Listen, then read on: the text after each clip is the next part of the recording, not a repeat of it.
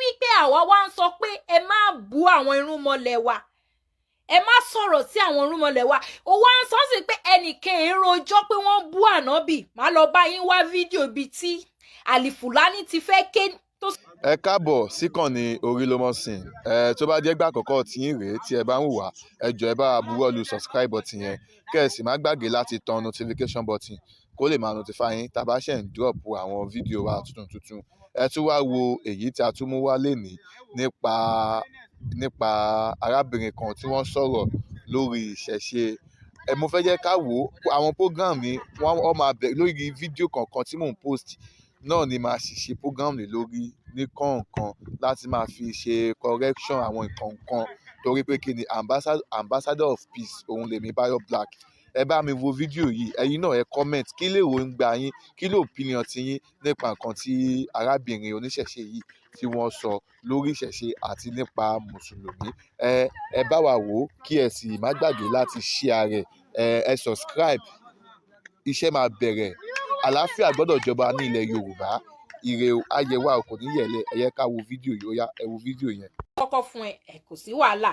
Sàkámàjè ni orúkọ títí ẹ lọ́dọ̀ tèmi, àfà Sàkámà.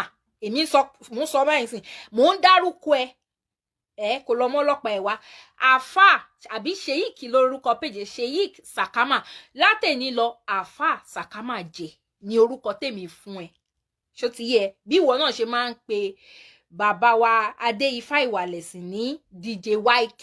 Ṣó ti rí pé 2G4 because o lè play video èèyàn lórí show ẹ kó refer sí DJ YK kó wá sọ wípé o dárúkọ ẹ. Èèyàn torí ò pé ló máa accept ẹ. O ń play video mi lórí show ẹ. O wá pè mí ní DJ YK. Jọ ṣé DJ YK lórúkọ mi ni. So bó ṣe rí nìyẹn. Ẹ jẹ́ ká wá bẹ̀rẹ̀ ètò wa ní onípẹrẹwu. Alákọ̀ọ́kọ́ mo fẹ́ address issue àwọn followers Alifufu. Wọ́n ní mi ń pe Alifufu straight pé mi ò fi respect pé bóyá kí n fi Sheik Alifufu sí lẹ́yìn àbí kí n má pè ní Alifufu or whatever, I don't know, pé ṣé mi ń pè èèyàn tó bàbá mi àbí ṣé mi ò ní bàbá àbí mi ò ní ìyá tèmi ń pe àgbàlagbà ní Alifufu. Now let me tell you something. Alifufu bó ṣe wà yẹ kò tó bí èmi lọ́mọ. Bó ṣe wà yẹ mo lè fi sí set àwọn ẹ̀gbọ́n mi. Ṣó ti yé yín? Bí èèyàn look arúgbó, èèyàn look bí arúgbó lójú báyìí, kò mean ní pé ó dàgbà o ní age. Ṣó ti yé yín? Bí èèyàn bá ṣe lo life ẹ̀, bó ṣe lo ìgbésí ayé ẹ̀ láti ìbẹ̀rẹ̀ ayé ẹ̀, òun ló máa determine nǹkan tó máa become tó bá dàgbà. Ṣó ti yé yín báyìí? Èmi tí mò ń sọ̀rọ̀ yìí, tí n bá sọ age mi fún most of you, mo ti ṣe oríṣiríṣi survey lórí age mi. Tí màá máa bèrè lọ́wọ́ àyàn, can you guess my age? Mi tí rẹ anybody tó guess age mi rí. Wọ́n guess ẹ̀ rí. So for the fact pé èèyàn look young lójú, èèyàn look fine lójú tí yẹn wá wò pé ọmọ kékeré yìí ó sọ ẹ lọ tutọ́ ẹ̀ dànù ẹ̀yin family Alifufu mo lè fi sí sẹ́ẹ̀tì àwọn ẹgbọ́n mi. Ṣó ti yé yín? Tẹ́gbọ́n mi náà bá dẹ̀ ṣe nǹkan tí ò dá máa pè máa sọ fún. So ẹ̀yin tẹ́ ẹ̀ mọ̀ kankan tó jẹ́ wípé torí pé Alifufu ti dàbí bàbá arúgbó lójú yín, ẹ wá rò pé àgbàlagbà ni. Sí èmi ò sọ sí ẹ̀yin o, sí èmi no, kò tó bẹ́ẹ̀. Alifufu can never kò tiẹ̀ tó bẹ́ẹ̀. It's not up to somebody that can give back to me. I know what I'm saying. Ṣó ti yé yín? Bó ṣe rí kò jù bẹ́ẹ̀ yẹn lọ. So ẹ lọ tutọ́ ẹ̀ dànù, ẹ má sọ bẹ́ẹ̀ mọ́. Then Sàkámàjè, ìwọ náà jáde ò ń sọ̀rọ̀ nípa ọ̀rọ̀ pé àwọn ọmọ kéékèèké. Ṣé torí pé ojú ẹ o ti bo jẹ, o ti lo caro white. Torí o ti lo caro white. Ẹnu ètè ẹ ó wá dúdú bí ètè àwọn tó ń fa gbó or àwọn tó ti mu sìgá for years. Ó wá gbé fìlà kan sórí tó mọ́tẹ́ máa ń sábà gbé sórí ẹ̀. So wá believe pé ìwọ náà ti dàgbà lójú ẹ. Sàkámàjè bó ṣe wà èmi àti age group la wà. o ti o lè ó possible gan kí n jù ẹ́ lọ Sakamaje. Yes, I'm telling you authoritatively. Ó possible kí n jù ẹ́ lọ bó ṣe wà yẹn. So ẹ má wá máa sọ̀rọ̀ ń pa age lórí social media. Ìwọ tó bá ti mọ̀ pé o fẹ́ kéèyàn embarrass ẹ, o fẹ́ kọ́mọdé embarrass, má wá sórí social media. Èmi sórí ìgbà mi lórí comment section mi, àwọn ọmọ kéékèèké tí èmi gan lè bí, wọ́n máa bọ́ síbẹ̀, wọ́n á máa bú mi, olórí burúkú làwọn kíní kan kíkọ́. Màá wo profile wọn gbà mí, màá dẹ̀ mi rí ìmí tẹ̀ ní dá lóhùn rárá because mo fi pé kò wọ́ tiẹ̀. So èmi tí mo wá sórí social media tí mo wá ń ṣe nǹkan tí mo ṣe, mo mọ̀ wípé màá rírú nǹkan báyìí kí wá máa bọ́ tàǹsì gan sọ pé gbogbo ẹ̀yin ọmọ òṣì kéékèèké yẹ tẹ́ ń bú mi lórí social comment section mi yẹ ní respect mo tó bí yín lọ́mọ. Kò make sense. Ṣé ti gbọ́? Kò make sense. Àti wípé èèyàn dàgbà gan kò mean pé ó lọ́pọlọ.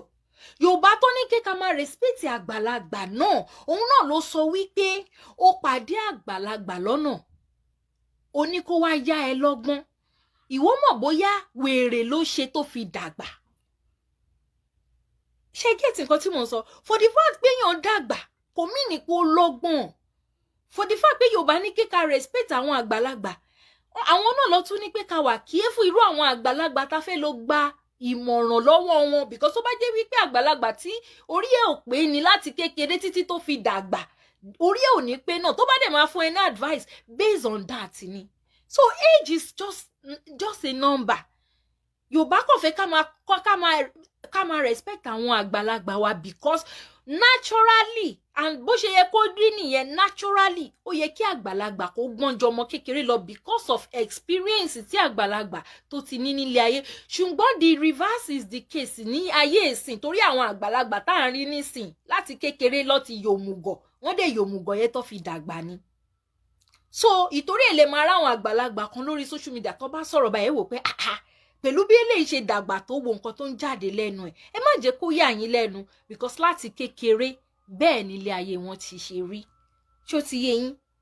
Àgbàlagbà tó jókòó sójú kan fún 90 years tó fi di 90 years old tó jókòó sójú kan, àti ọmọ kékeré tó travel tó ń lọ from one place to another fún 90 months. 90 months ni ẹ rí 90 years yàtọ̀ sí 90 months. Ọmọ kékeré yẹ ó gbọ́n jù, ó máa ní ọgbọ́n oríṣiríṣi ju àgbàlagbà yẹn lọ, torí àgbàlagbà yẹn ò kúrò lójú kan ló jókòó sí fún di 90 years. Kí ọmọdé tó ti wá lọ káàkiri ilé ayé yẹn kó wá dé kó wá lóun fẹ́ wá gba ìmọ̀ràn lọ́wọ́ irú àgbàlagbà bẹ́ẹ̀ mọ̀ pé rọ́bìṣì ló máa gbà. Ẹ ṣé olúwa mú ìwà bàbá mi, ẹ ṣé ó ti yé yín. So ẹ jẹ́ ká go àti yanjú yẹ, ẹ bá wá síbẹ̀ ká máa claim old age. So mo ti sọ fún wọn several times, mo ní tẹ́ bá ti bú àbí tẹ́ bá ti sọ̀rọ̀ sí, because lójú wọn àwọn believe pé àwọn ò bú wọn, but lójú tiwa ẹ̀ ń bú wọn ni. Kò dìgbà kẹ́ tó sọ fún wa pé orí wọn ò pé àbí ó ń ya wèrè kó tó di èébú lójú tiwa. Ẹ believe nínú àwọn irúnmọlẹ̀ wa, ẹ believe nínú àwọn òrìṣà wa, ẹ gbé ẹnu yín kúrò lórí wọn, ẹ má sọ̀rọ̀ wọn, ẹ dẹ̀ má sọ̀rọ̀ Muhammadu àti Allahu fún wa. Ẹ lè sọ̀rọ̀ láì tẹnu bá àwọn pípù yìí. Alfulani òun ni mo máa kọ́kọ́ fi bẹ̀rẹ̀, mo ti wọ̀n ẹ̀, and show tí mo ń ṣe yìí mo máa try best mi ìfẹ́ sọ̀rọ̀ nípa anything tó pàtì mọ́ Tani Olohun. So in the process bá ti rí anywhere tó ti sọ̀rọ̀ nípa ọ̀rọ̀ Tani Olohun bẹ́ẹ̀ máa gbé kúrò. Ṣó ti yé yín? Mo tún wá rántí nǹkan míì kí tó bẹ̀rẹ̀. Àwọn kan wá ń tàgì mi, wọ́n wá ń tàgì mi lórí ọ̀rọ̀ Alfulani, ọ̀rọ̀ pé ó jí aago àti $10,000 l'Amẹ́ríkà. Wọ́n wá ń sọ, àwọn kan wá ń kọ síbẹ̀, wọ́n máa tag orúkọ mi, wọ́n máa kọ síbẹ̀ pé ìpìlẹ̀ ọ̀rọ̀ sórí ojú ẹ̀ ti rí báyìí kíríkọ. Ṣé rí, mo fẹ́ sọ kíní kan fún yín lénìí. Ìwọ tó bá mọ̀ wípé ìdí ẹ̀ dọ̀tí, tó bá mọ̀, ìwọ fúnra rẹ̀ máa mọ̀ tí ìdí ẹ̀ bá dọ̀tí, èèyàn kan ló máa wá sọ fún ẹ. ìwọ tó bá mọ̀ wípé ìdí ẹ ó dọ̀tí pé o mọ̀ má bọ́ síta gbangba kó sọ pé o fẹ́ bà yí ọmọ lọ́mọ jẹ́ because àwọn tí wọn ò fẹ́ kó bá yí ọmọ mi jẹ́ tí wọn ò fẹ́ ìwà ìbàjẹ́ tí wọn ò fẹ́ ìwà ìyànjẹ wọ́n máa dúró wọ́n máa bọ́ sórí ayélujára wọ́n máa lọ wá ìgbẹ́ ẹ̀ tó ti yà wọ́n máa ìdí ẹ̀ tó ti dọ̀tí wọ́n máa gbé síta fún ẹ ṣó ti yé òun ló bí ọ̀rọ̀ $10,000 àti Rolex pé o jí l'Amẹ́ríkà pé o lè wà òun ló bí now ẹ̀yin fáǹsì Alfulani alifufu ṣẹ́rí àti ìgbọ́ níbi tí tẹ́bálẹ̀ ti gbọ́ ẹ sẹ́ǹdẹ̀ sí mi àti ìgbọ́ níbi tí Alao Latifu tí ó wà involved in this case tó ti sọ expressly pé Alfulani kò jí aago lọ́dọ̀ òun kò dẹ̀ jí 10,000 ṣó ti yé yín àti ìrì nǹkan tẹ́mi gbọ́ ni pé òun wá aago tí òun dẹ̀ wá 10,000 tí a dẹ̀ tún gbọ́ lẹ́nu àfà Paris ó tún sọ ó ní ibi tán gbé lọ ó ní Montgomery County ni wọ́n gbé kéèsì yẹn lọ ẹ jẹ́ play bẹ̀yẹ fún yín kẹ́ lè gbọ́ ẹ má gbọ́ o.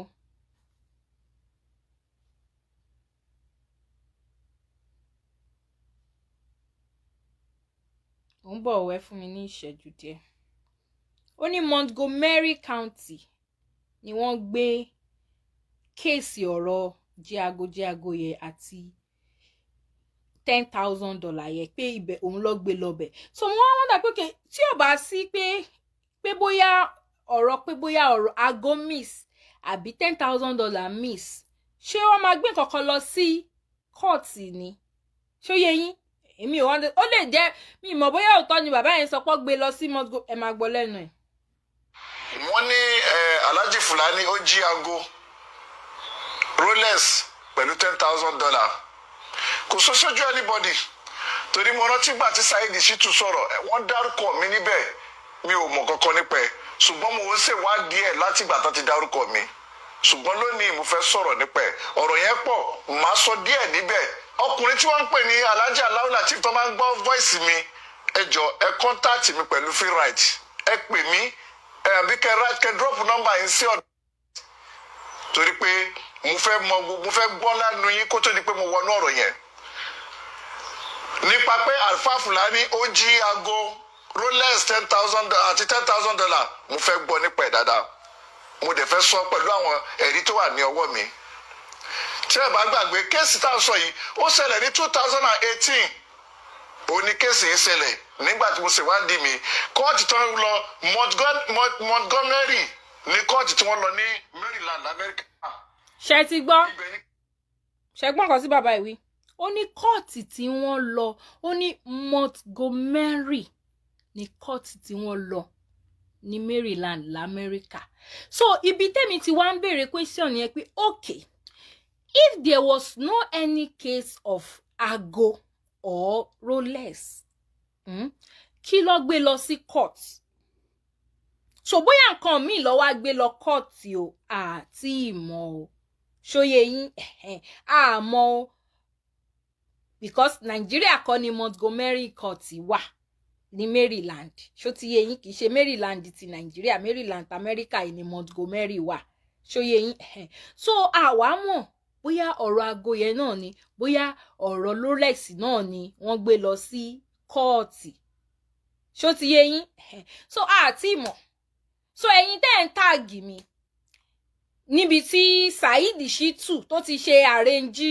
tó ti rìkọ́ọ̀dì kọ́ọ̀lù bàbá kí ló ti ń pè Alao Lateef nǹkankan yẹn ẹ má táàgì mi mọ́ náà tí wọ́n bá ti wẹ bọ̀dá yín mọ́ tó ti wẹ̀ mọ́ clean ẹ lè wá táàgì mi gbà yẹn but nísìnyí máa yẹ gangan kò tí ì fi ẹnu ara ẹ̀ sọ wípé òun parọ́ mọ́ ni àti ìgbọ́ èmi ò gbọ́ bí tó sọ pé mo parọ́ mọ́ pé ó jí aago nǹkan tẹ́mi gbọ́ ni pé aago miss 10,000 náà miss èmi àti ẹnìkan dẹ̀ la wà nínú ilé ẹ máa gbélé lọ. so nípa pé Alfulani jí 10,000 yẹn kò tí ì yé gbogbo yẹn dáadáa o àti $10,000 àti Rolex yẹn kò tí ì yé gbogbo yẹn dáadáa a dẹ̀ gbọ́dọ̀ gbọ́ dáadáa mo fẹ́ kí àfa Alhaji Alao Lateef kan pè mí kan kọ́ńtàtì mi ká lè sọ̀rọ̀ nípa ẹ̀ dáadáa ká lè clear gbogbo tí ń bẹ nílẹ̀ lẹ̀ ṣé lóòótọ́ ni àbí rọ́kọ́ torí pé a gbọ́dọ̀ ṣèwádìí ọ̀rọ̀ dáadáa kó tó di pé a máa sọ nígbà tí yàrá sábọ́dù bọ́ síbẹ̀ ṣé gbàgbé pé Saheed Shittu ló kọ́kọ́ sọ̀rọ̀ yẹn Alukurani yẹn gbọ́dọ̀ wà níbẹ̀ pé tó máa gbé ọ̀rọ̀ kan wá fún yín pé tó lágbájá jalè o lágbájá ṣe nǹkan báyìí o ẹ kọ́kọ́ lọ ṣèwádìí náà kó tó di pé ẹ máa sọ̀rọ̀ ẹ jáde àmọ́níjọ́ náà Saheed Shittu jáde. You see Saheed Shittu yẹn náà wá ló ti di best friend bọ̀dá àlè fùfú báyìí. nípa pé ó fẹ́ fẹ́ mi ó gbowó lọ́wọ́ mi. ẹni sùúrù kí lè sọ bẹ́ẹ̀ náà mú bọ̀ ìyé lè tún ó fẹ́ jọ kíní kan tí mo fẹ́ gbẹ́ má bínú ẹ̀yin èèyàn mi mo kò fẹ́ mi ìfẹ́ gbé kí fídíò yìí lọ. kéèsì obìnrin ní ti London kéèsì.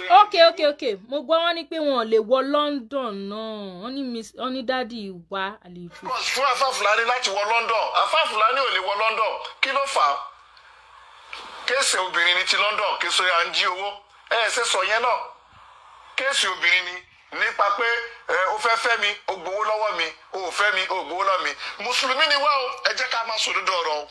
ṣé gbọ́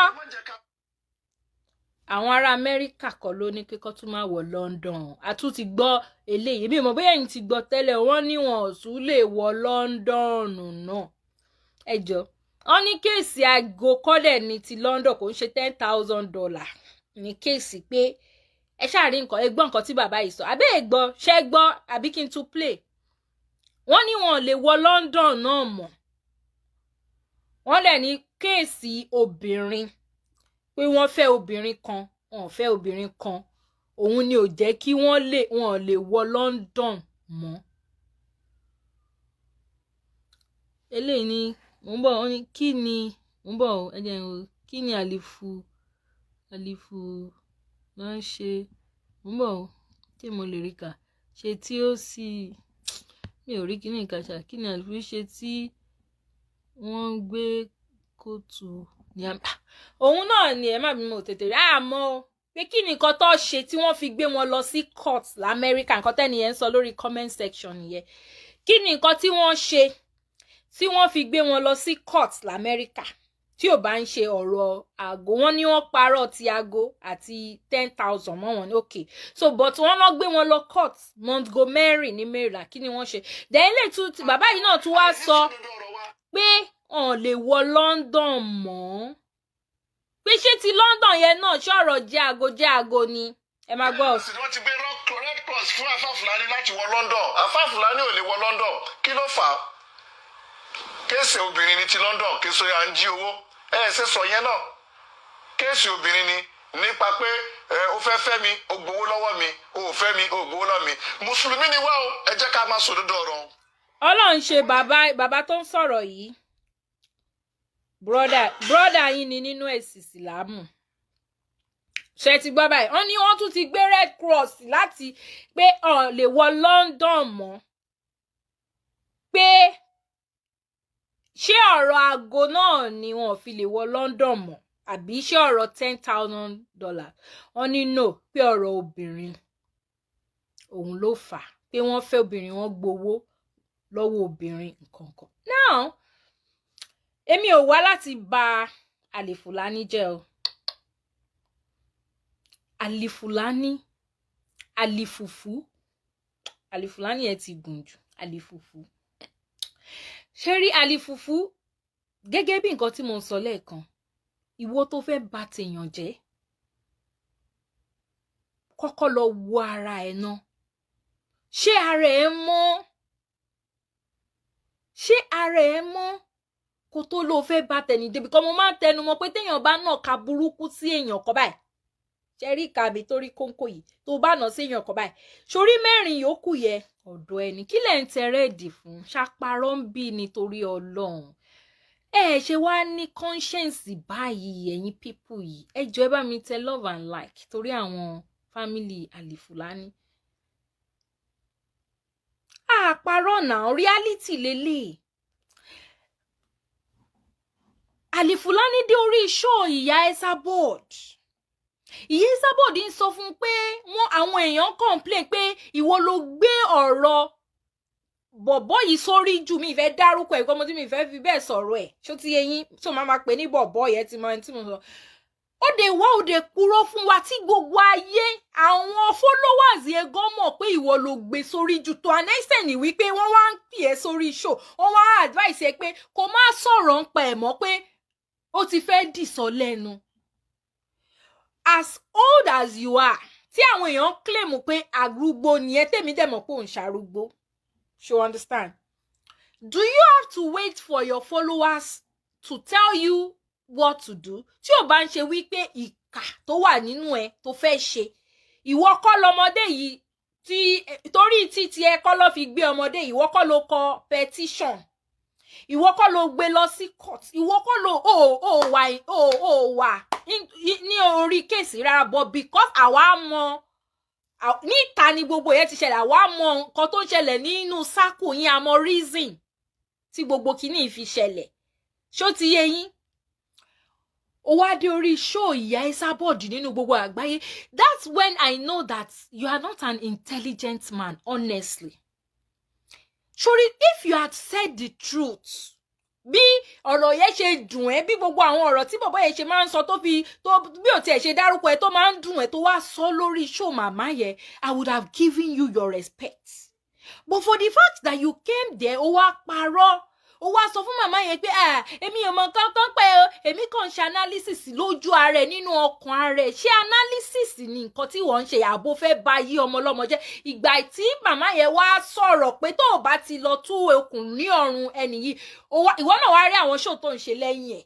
Ó dẹ̀ ṣé o máa ń wo show ara ẹ̀ ṣá tó bá, because tèmi bá ṣe show mo máa ń lọ wo show mi, ṣé o máa ń tún show ẹ̀ wò? Ìgbà tó wá tí màmá yẹn wá sọ fún ẹ tó gbé ẹ ní condition, ara ẹ̀ wá rọ̀ ọ́. But that hatred is still in you, because ìgbà mi ò tún máa ń gbé jáde káwọn followers ẹ kọ́ṣẹ́ tó wá pè ẹ́ pé kò jáwọ́ kó má sọ̀rọ̀ ń pa ẹ̀ mọ́. Tó bá jẹ́ wípé láti ìbẹ̀rẹ̀ o gbé ọ̀rọ̀ yìí sórí bíi gálà, ìwọ tó jẹ́ pé ìwọ ò wà involve nínú kinní, ìwọ kọ́ ló sún èèyàn sí court, ìwọ kọ́ ló ṣe kinní, bóyá irú àwa báyìí àbá má ronú pé a fẹ́ lọ wá ibi tó ti yàgbẹ́ sí. Èèyàn kúkú kọ́ ló fún mi, mo kàn ń rìn lọ lórí street social media, lórí Facebook náà mo ti rí ìgbẹ́, mo wá pé ẹ wá náà o. Máa yìí tó ń ba yí ọmọ ọlọ́mọ jẹ́, òun láyé ti bàjẹ́ síbí láti 2020. Fídíò ẹ tí mo gbé yẹ 2020 lẹ́ni yẹn ti post yẹ.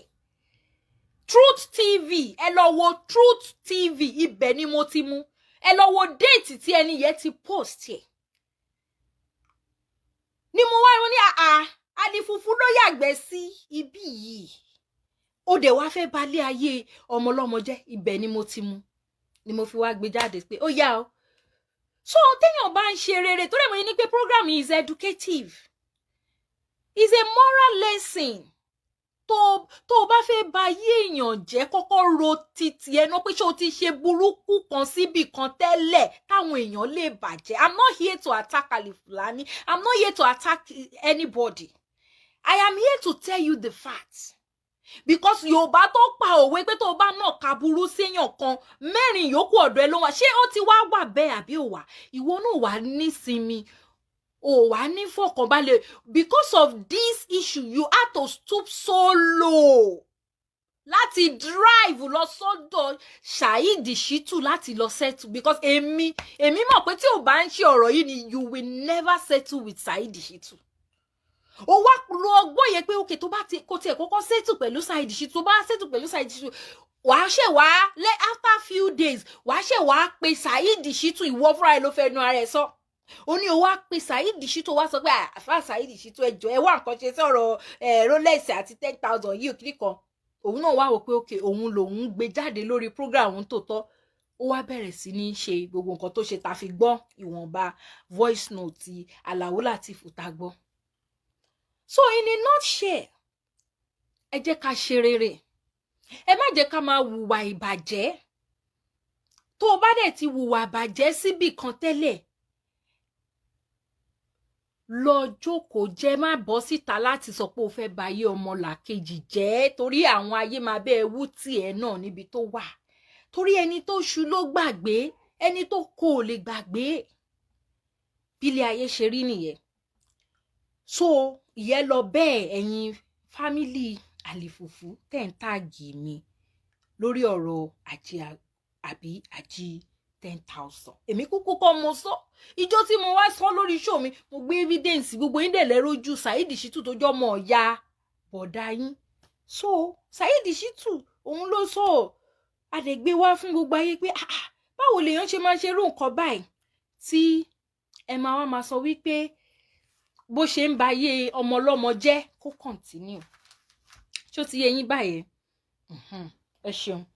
So now ìpele táwa fẹ́ lọ sìn ní ìpele bí wọ́n ṣe ń tanu ba àwọn irúnmọlẹ̀ wa àtòrìṣà.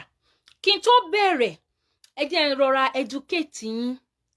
Bàbá mi Kọ́lá Àfọlábí, mo kí yín sà bàbá. Wọ́n ní àlùgù fún. So mo fẹ́ ẹ jẹ́ n rọra educate yín kékeré lórí nǹkan tá à ń pè ní irúnmọlẹ̀. A lot of people no understand. So ẹ jẹ́ n sáré educate yín níbẹ̀. Ṣé rí àwa ọmọ káàárọ̀ òjìrè, ọmọ kóòtù òjìrè, bàbá Abbas tó máa ń ṣe ìtàn. Bàbá yẹn ní pé ká má máa pè ní kóòtù káàárọ̀ òjìrè mọ́, pé kóòtù òjìrè ìkànnù méjì ṣe ṣàbà gbà bẹ́ẹ̀. Àwa ọmọ aládé báyìí ni story tiwa, àwa kọ́ ni, àwa ò believe nínú story tí wọ́n gbé wá. Ṣé rí story Adam and Eve ó ní date tí wọ́n gbé wá. Ṣó yé yín? Ó ní date tí wọ́n gbé story Adam and Eve tó wà nínú Bíbélì àti Kùránì, ó ní date tó gbé wá sí ilẹ̀ wa. Ṣó ti yé yín? Kò ń ṣọ̀dọ̀ wa ló ti wá. Àwọn kan lọ ronú lọ́kọ́, àwọn kan wọ́n dé decide láti believe ẹ̀. Fine. Kò sí jàǹbẹ̀. Believe whatsoever you want to believe. Tí ó bá ń ṣe wípé nǹkan tí àwọn people yìí wá ń ṣe bó ṣe ń borúkọ àwọn irúnmọlẹ̀ ti wá jẹ́, kò sí nǹkan táwa fẹ́ fi ṣe pé ká máa barúkọ káwa náà wá sọ pé okay nǹkan no, a máa fi wọ́n lẹ̀ ẹni tó bá fẹ́ learn la máa explain fún. Bó tó ti wá dójú ẹ̀ báyìí. Ṣé rí òfin tó wà nínú Bíbélì yẹn gangan la máa lò. Ó ní an eye for an eye. Bẹ́ẹ̀ ni Mósè ló sọ, òfin Mósè ni. An eye for an eye ni. Teeth for teeth ni. Because ayé ti yàtọ̀ sígbà kan. Ẹ mọ̀ pé àwọn bàbá wa oníṣẹ̀ṣe wọn ò ní privilege, àwọn kì í ṣe pé wọn ò ní privilege kí má sọ bẹ́ẹ̀, but it's not part of their ẹ̀sìn. Kò sí nínú ẹ̀sìn wọn pé kán lọ máa tẹ àtẹ́ǹtì kiri, kán lọ máa polongo ẹ̀sìn, kò sí ńbẹ̀. But àwọn ẹ̀sìn méjèèjì tí wọ́n gbé wá fún wa láti òkèèrè, àwọn yẹn ni wọ́n máa ń ṣe bẹ́ẹ̀, wọ́n máa ta tent. Ṣùgbọ́n ibi tó wá bàjẹ́ dé ni wípé ká ní wọ́n wá ń ta tent, wọ́n wá sọ fún yín pé ẹ gba Jésù o, Jésù gbàlà o, Jésù wòsàn o, Muhammadu ṣe bá o, Muhammadu ṣá o, ká ní ìyẹn lọ́wọ́ à ń sọ kò bá dáa. Ogun ṣó gbogbo àtẹ̀pá èṣù ṣe kíní kan, gbogbo ogun èṣù ó yẹ máa bólẹ̀, gbogbo kíní ṣe mọ̀. Every other power is a kíní kan powerless power, Ogun power, powerless power, Ṣàngó power, powerless power, gbogbo orúkọ ẹ̀ tó máa dárúkọ àwọn òrìṣà wa. Tó jẹ́ wípé unknowingly to them tí wọ́n bá fẹ́ máa praise Yahweh, wọ́n máa fi oríkì àwọn Ògún, alágbádá iná, ẹ ti ríbi tó ti ń pe alágbádá iná, oríkì àwọn òrìṣà tiwa, wọ́n máa fi máa pe àwọn bàbá wọn, wọ́n máa fi máa pe àwọn ọlọ́run tí wọ́n gbà bí no kò ṣe ọlọ́run, God tán gbé wá fún wọn láti òkèèrè, Yahweh àti Jehovah. Wọ́n máa sọ pé Ògún power, powerless power, Ṣàngó power, powerless power. Ṣé rí Ṣàngó power tẹ́ sọ pé powerless power, ẹ wá sọ pé alágbádá iná, ṣé rí alágbádá náà Ṣàngó ló ń jẹ́ bẹ́ẹ̀. Ọwọ́ kẹ̀ǹbẹ̀rẹ̀ bí ìjà, Ògún power, powerless power tẹ́ pè yẹ Ògún ló ń jẹ́ bẹ́ẹ̀. Ṣé ti rí bó ṣe rí? Mi ò bú any religion o, mo ti kọ síbẹ̀, this is for educational purpose ni. So báwo lẹ ṣe máa bú èèyàn kan, ẹ wá tún máa fi oríkì ẹ̀ kí èèyàn tẹ́yìn yìn, iná fi work, kò lè work. Ṣó ti yé yín báyẹn? So torí pé àwọn bàbá wa yẹ, àwọn yóò ní time láti máa ta tẹ́ǹtì kiri báwọn ń ṣe kinní kan, àwọn ń wò yín, ẹ dẹ̀ máa ń gbọ́ lẹ́nu wọn, even títí dọ̀la máa sọ wọ́n ní èèwọ̀ ló ń jà fún rẹ̀, àwọn òòṣà ló máa jà fúnra wọn kinní kan, ọ̀n parọ́ o. Ṣe rí eléyìí táwa ń jáde yìí, àwọn òòṣà ló ń jà o, because àwọn òun ṣe oníṣẹ̀ṣe láti bọ́ ṣe bí wa, oníṣẹ̀ṣe ni wá naturally by DNA, oníṣẹ̀ṣe ni wá. Gbogbo ọmọ kóòtù òjìire, mi ò sọ ń pa Fúlàní o, ọmọ kóòtù òjìire, you are all oníṣẹ̀ṣe by nature. But pé ibi tí wọ́n bí ẹ sí, nǹkan táwọn parents ẹ ń ṣe nígbà tí wọ́n bí ẹ, òun ni ẹ̀sìn, nínú ẹ̀sìn méjèèjì tí wọ́n gbé wá fún wa, ibẹ̀ ló bí èmi sí. Wọ́n bí èmi sí inú Islam. From there àwọn parents mi convert sí Kristẹni, èmi náà bá wọn convert sí Kristẹni. Ṣó ti yé yín? Ìgbà tá wá dàgbà, a wá make a decision. Irú èmi, mo wá jọ jáde nínú gbogbo àwọn ọmọ tí bàbá mi bí pé ìṣẹ̀ṣe lèmi fẹ́ ṣe. Mo wá bẹ̀rẹ̀ sí ní lọ make research láti kọ́ nípa kí tiẹ̀ ní ìṣẹ̀ṣe. Wọ́n náà ń pààyàn, wọ́n náà máa ń fìyàn ṣe ògùn, wọ́n náà máa ń ṣe gbọ́n, máa ń ṣàwo. Wọ́n ní tẹ́ bá fún wọn lẹ́dìyẹ, èèyàn ló máa fi gbà. Wọ́n máa fi gbọ́ ọmọ, tó bá fún wọn ní kinní kan, wọ́n máa pa ọmọ ẹ̀, wọ́n máa fọ ọmọ ẹ̀ dájọ́. Mọ̀ gbogbo oríṣiríṣi irọ́ burúkú tá a ti wò nínú Hollywood movie àti Mount Zion Ministry, gbogbo fíìmù wèrè tó máa ń play ní church yẹ, tí wọ́n máa fi tó máa play ní orí kíní projector. Mi mọ̀ bóyá ẹ̀yin náà lọ rú àwọn church yẹ, tó máa sọ pé báyìí láwọn àjẹrí, tó máa mú èṣù, tó máa ní ó ugly, ó dúdú, wọ́n máa fi ho sórí èṣù. Mo wá bẹ̀rẹ̀ sí ní ṣe research pé okay, gbogbo nǹkan tá à ń rí yìí, bó ṣe ń portray àwọn irúnmọlẹ̀ yìí, ṣé bó ṣe rí nìyẹn? Ìgbà tí èmi bẹ̀rẹ̀ research, mo discover wípé 100% irọ́ ni, irọ́ pirigidi òun ni. Pé wọ́n wá fún wa ní ẹmọ̀ nǹkan tó ń pè ní òfúùtù fẹ́ẹ̀tẹ̀, wọ́n wá gba agbára lọ́wọ́ wa kó ba lè rí wa borí, kó ba lè jẹ gàba lórí wa, so that tó bá sọ fún wa pé ká lọ báyìí, à lè lọ báyìí. Ṣó ti yé yín? Àwọn tó wá jẹ́ oníjẹkújẹ àgbàlagbà náà láàrin wa, àwọn náà wá accept ẹ̀, bó tẹ̀ jẹ́ wípé ní underneath tí wọ́n sì ń padà lọ sí agbára ìbílẹ̀ yìí, bọ̀ torí pé wọ́n fẹ́ make owó, wọ́n fẹ́ make fame, wọ́n wá ń darí àwọn èèyàn wrongly nínú ẹ̀sìn tó gbé wá fún wa yìí. Àwọn tó yẹ kó jà fún wa, àwọn olórí wa tó yẹ kó jà fún wa, tó mọ̀ pé ẹ̀sìn tó gbé fún wa yìí kò ń ṣe tiwa, wọ́n fẹ́ gba tiwa lọ́wọ́ wa, kó fi understand. Bó torí pé Ifá Olódùmarè ló dìde fún àwa ọmọ Yorùbá. Ẹ ṣé o, ẹ̀yin tẹ́ ń fún mínísítà, mo dúpẹ́ o. Torí pé Olódùmarè ó fẹ́ dìídì, torí Olódùmarè ló fún àwọn ọmọ kóòtù òjíire ní agbára yìí, tó jẹ́ pé is a natural power. Wọ́n wá try gbogbo nǹkan tó ní pátá, wọ́n rí parun.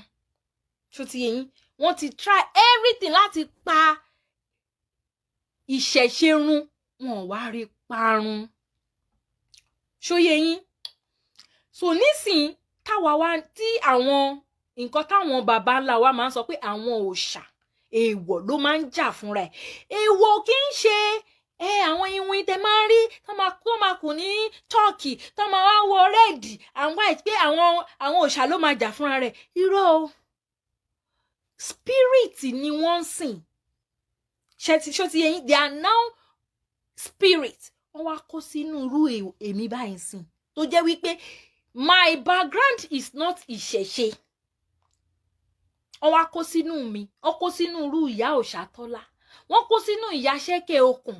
Ìyá yẹn tó tiẹ̀ jẹ́ pé àwọn evangelist gidi tó yẹ pé choir leader làwọn nínú wọn, ọmọ Bible from pali to pali, kí làwọn mọ̀ nínú Bible. Wọ́n wá kó sínú irú àwọn ìyá yẹn. Ṣó ti wáyé yín? Àwọn ìyá yẹn àtèmi àti gbogbo everybody tó ti wá láti inú ẹ̀sìn yẹn, a wá bẹ̀rẹ̀ sí ní sọ̀rọ̀. àwọn èèwọ̀ ló ń jà àwa ní èèwọ̀ yẹ true wa ní èèwọ̀ torí àwọn bàbá wa mi ò understand wọ́n máa ní ìṣẹ̀ṣe ń gba ìṣẹ̀ṣe ń jà ìṣẹ̀ṣe ò ṣe kíní kan èèwọ̀ jà èèwọ̀ kò ní jẹ́ májíìkì kọ́ ni èèwọ̀ máa lò ṣó ti yẹn èèwọ̀ yẹn ó ti ń jà true àwa báyìí oríṣiríṣi àṣírí ti ń tú ìtorí ẹ̀ làwọn ẹlòmíín ṣe ń sọ wípé kí ló dé tí kíní bọ̀bọ́ yẹn ẹ mọ̀ pé mo ní mi ìfẹ́ dárúkọ ẹ̀ bọ̀bọ́ yẹn ò ṣe lè lo ọ̀fẹ́ kó jáde kúrò nínú ibi tó wà wọ́n ti wo African Magic orí wọn ti dàlú ṣó ti yẹ yín wọ́n ti wo Yoruba movie orí wọn ti dàlú kò ẹ lè rí ibi tí Ifá máa ti sọ fún yín pé wọ́n tìyàn mọ́lé ó wá lọ gbé fò ó wá fò bàbá wa Ọ̀rúnmìlà bára mi àgbọn mi règún Bọ́lá jókòó ọmọ èrè lápá ó ti tì í mọ́nú túbúrí gẹ́gẹ́ bí Ifá ibi tí bàbá lágbára dé tí bàbá bá fẹ́ disappear yóò di bọ̀ bàbá ò disappear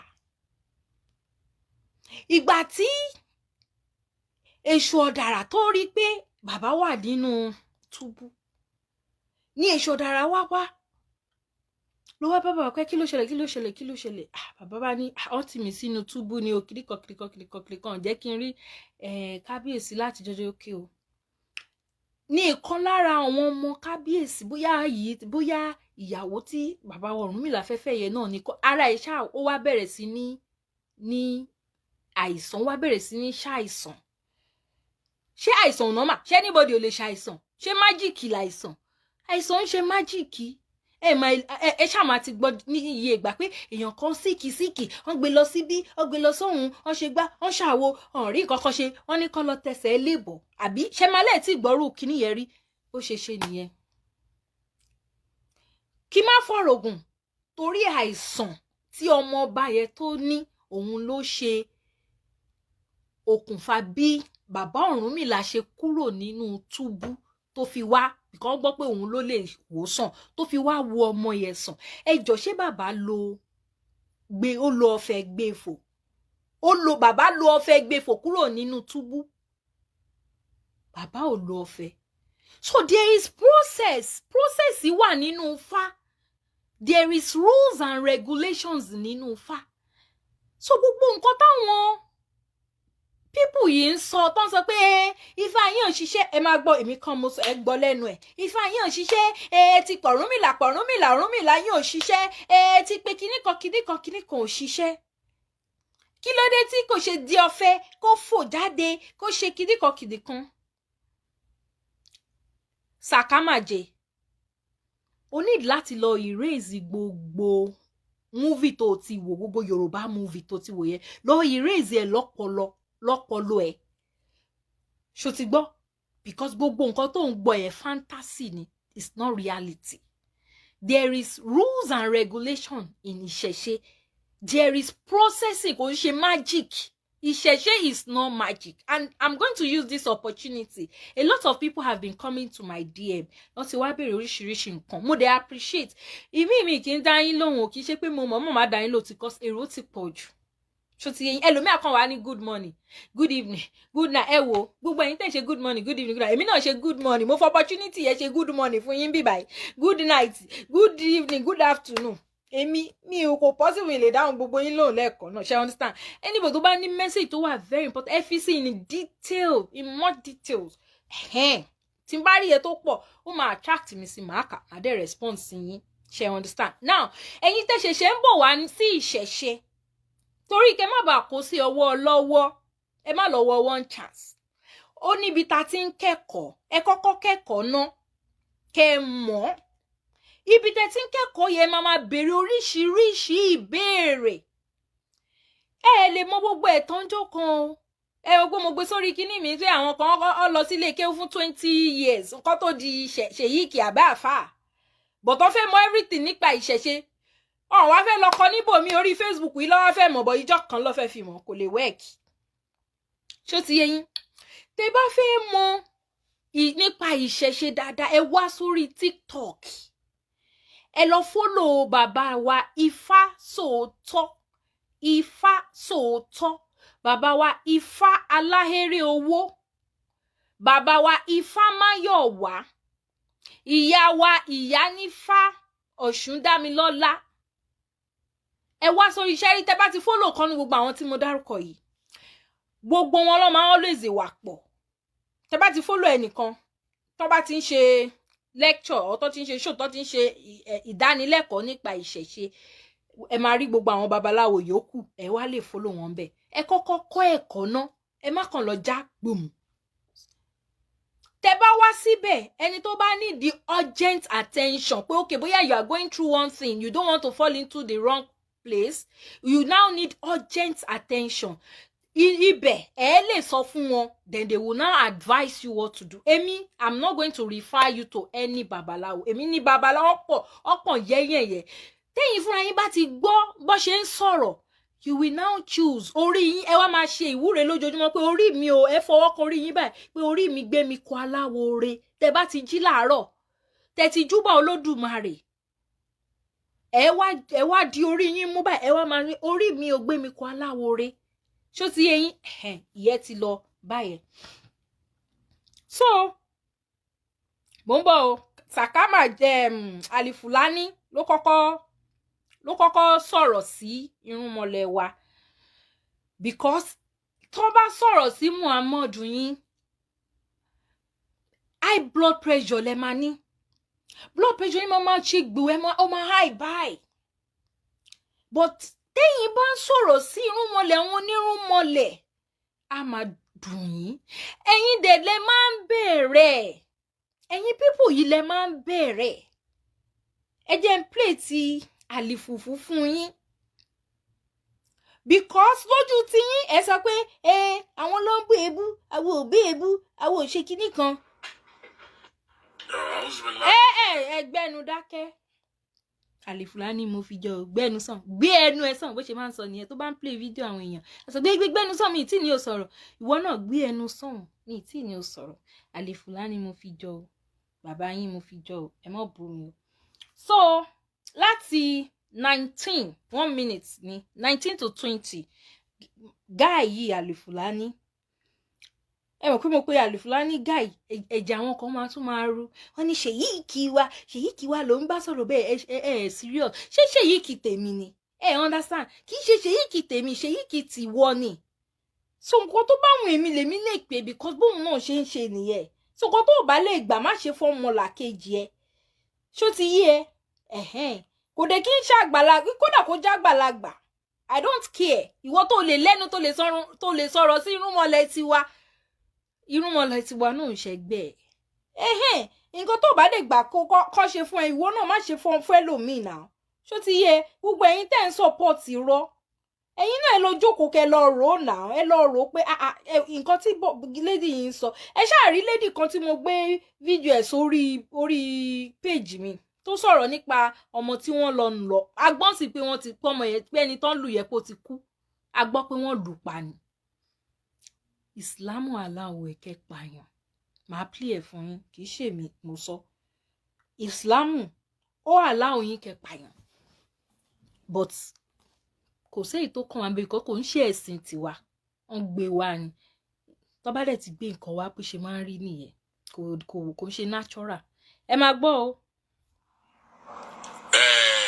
Ìbàdàn, ṣọ́ọ̀tì ò gbọ́dọ̀ wá láti Abẹ́òkúta, ṣọ́ọ̀tì ò gbọ́dọ̀ wá láti Èkó, kò gbọ́dọ̀ wá láti London, kò gbọ́dọ̀ wá láti Amẹ́ríkà, kódà irúmọlẹ̀ ò gbọ́dọ̀ wá. Bóun fẹ́ dúró fún ó gbọ́dọ̀ jẹ́ irúmọlẹ̀ abàdà máa wá, á jẹ́ irúmọlẹ̀ tó ń gbé ní Ìlọrin, á jẹ́ irúmọlẹ̀ tó ń gbé ní Ìlọrin. Ṣé ti gbọ́? Ẹjọ́ tẹ́ bá gbọ́ ẹ sọ pé yes, kí n bá lè mọ̀ pé àwọn ẹ wà pẹ̀lú mi. Ó ní tí irúnmọlẹ̀ ò gbọ́dọ̀ wá láti Ìbàdàn, tí irúnmọlẹ̀ bá dẹ̀ máa wá, ó gbọ́dọ̀ wá láti Ìlọrin. Ṣé ẹ gbọ́ nǹkan tí mo play yẹ? Ẹ jọ̀ọ́ nítorí Olódùmarè, á dá fún yín bàbá mi, á dá fún yín ẹ̀yin bàbá mi.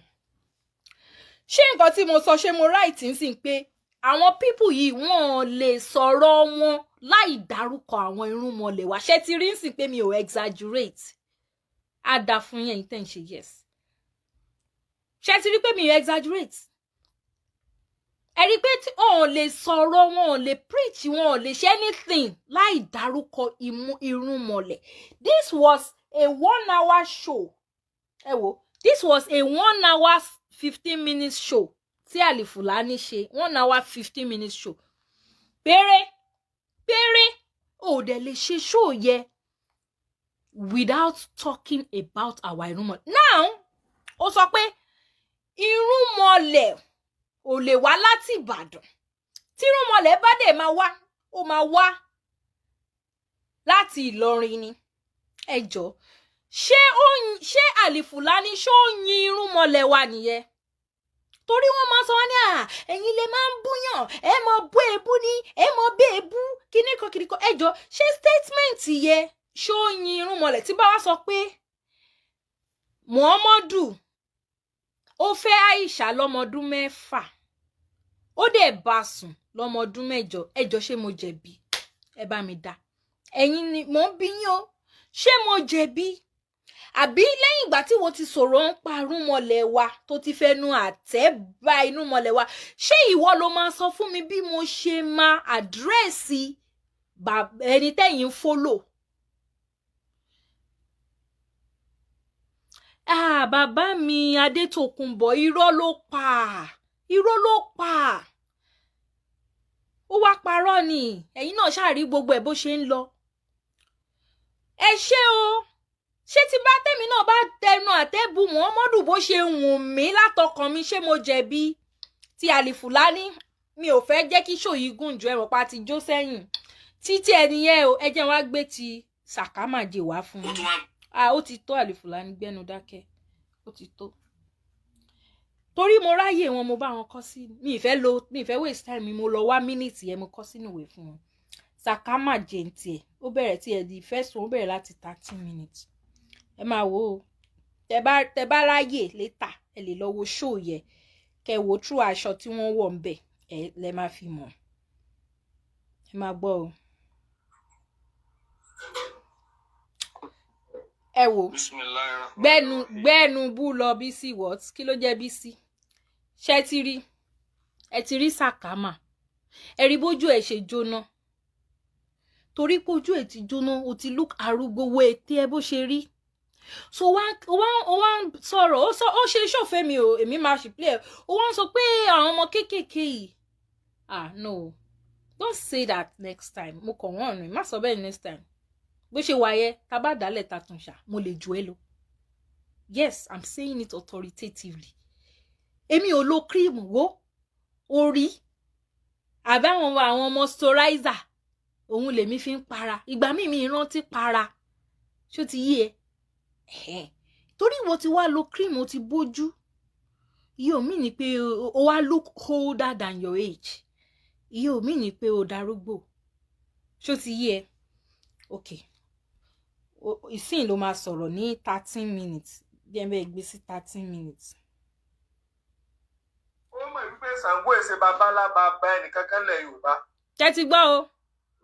Ọbàtálá Ọ̀rúnmìlà kìí ṣe babalá bàbá ẹnìkankan lọ́ndà òfin bí Ànábì Muhammad sallallahu alaihi wasallam bí ó ṣe jẹ́ babalá bàbá ẹnìkankan lọ́ndà constitution Nàìjíríà tí Allah tí ò jẹ́ babalá bàbá ẹnìkankan lọ́ndà constitution Nàìjíríà tí Jesus Christ tí ò jẹ́ babalá bàbá ẹnìkankan lọ́ndà constitution Nàìjíríà wọ́n èrò rojọ́ pé wọ́n bú Jésù ẹnìkan èrò rojọ́ wọ́n bú Ànábì ẹnìkan èrò rojọ́ wọ́n bú Ọ̀rúnmìlà.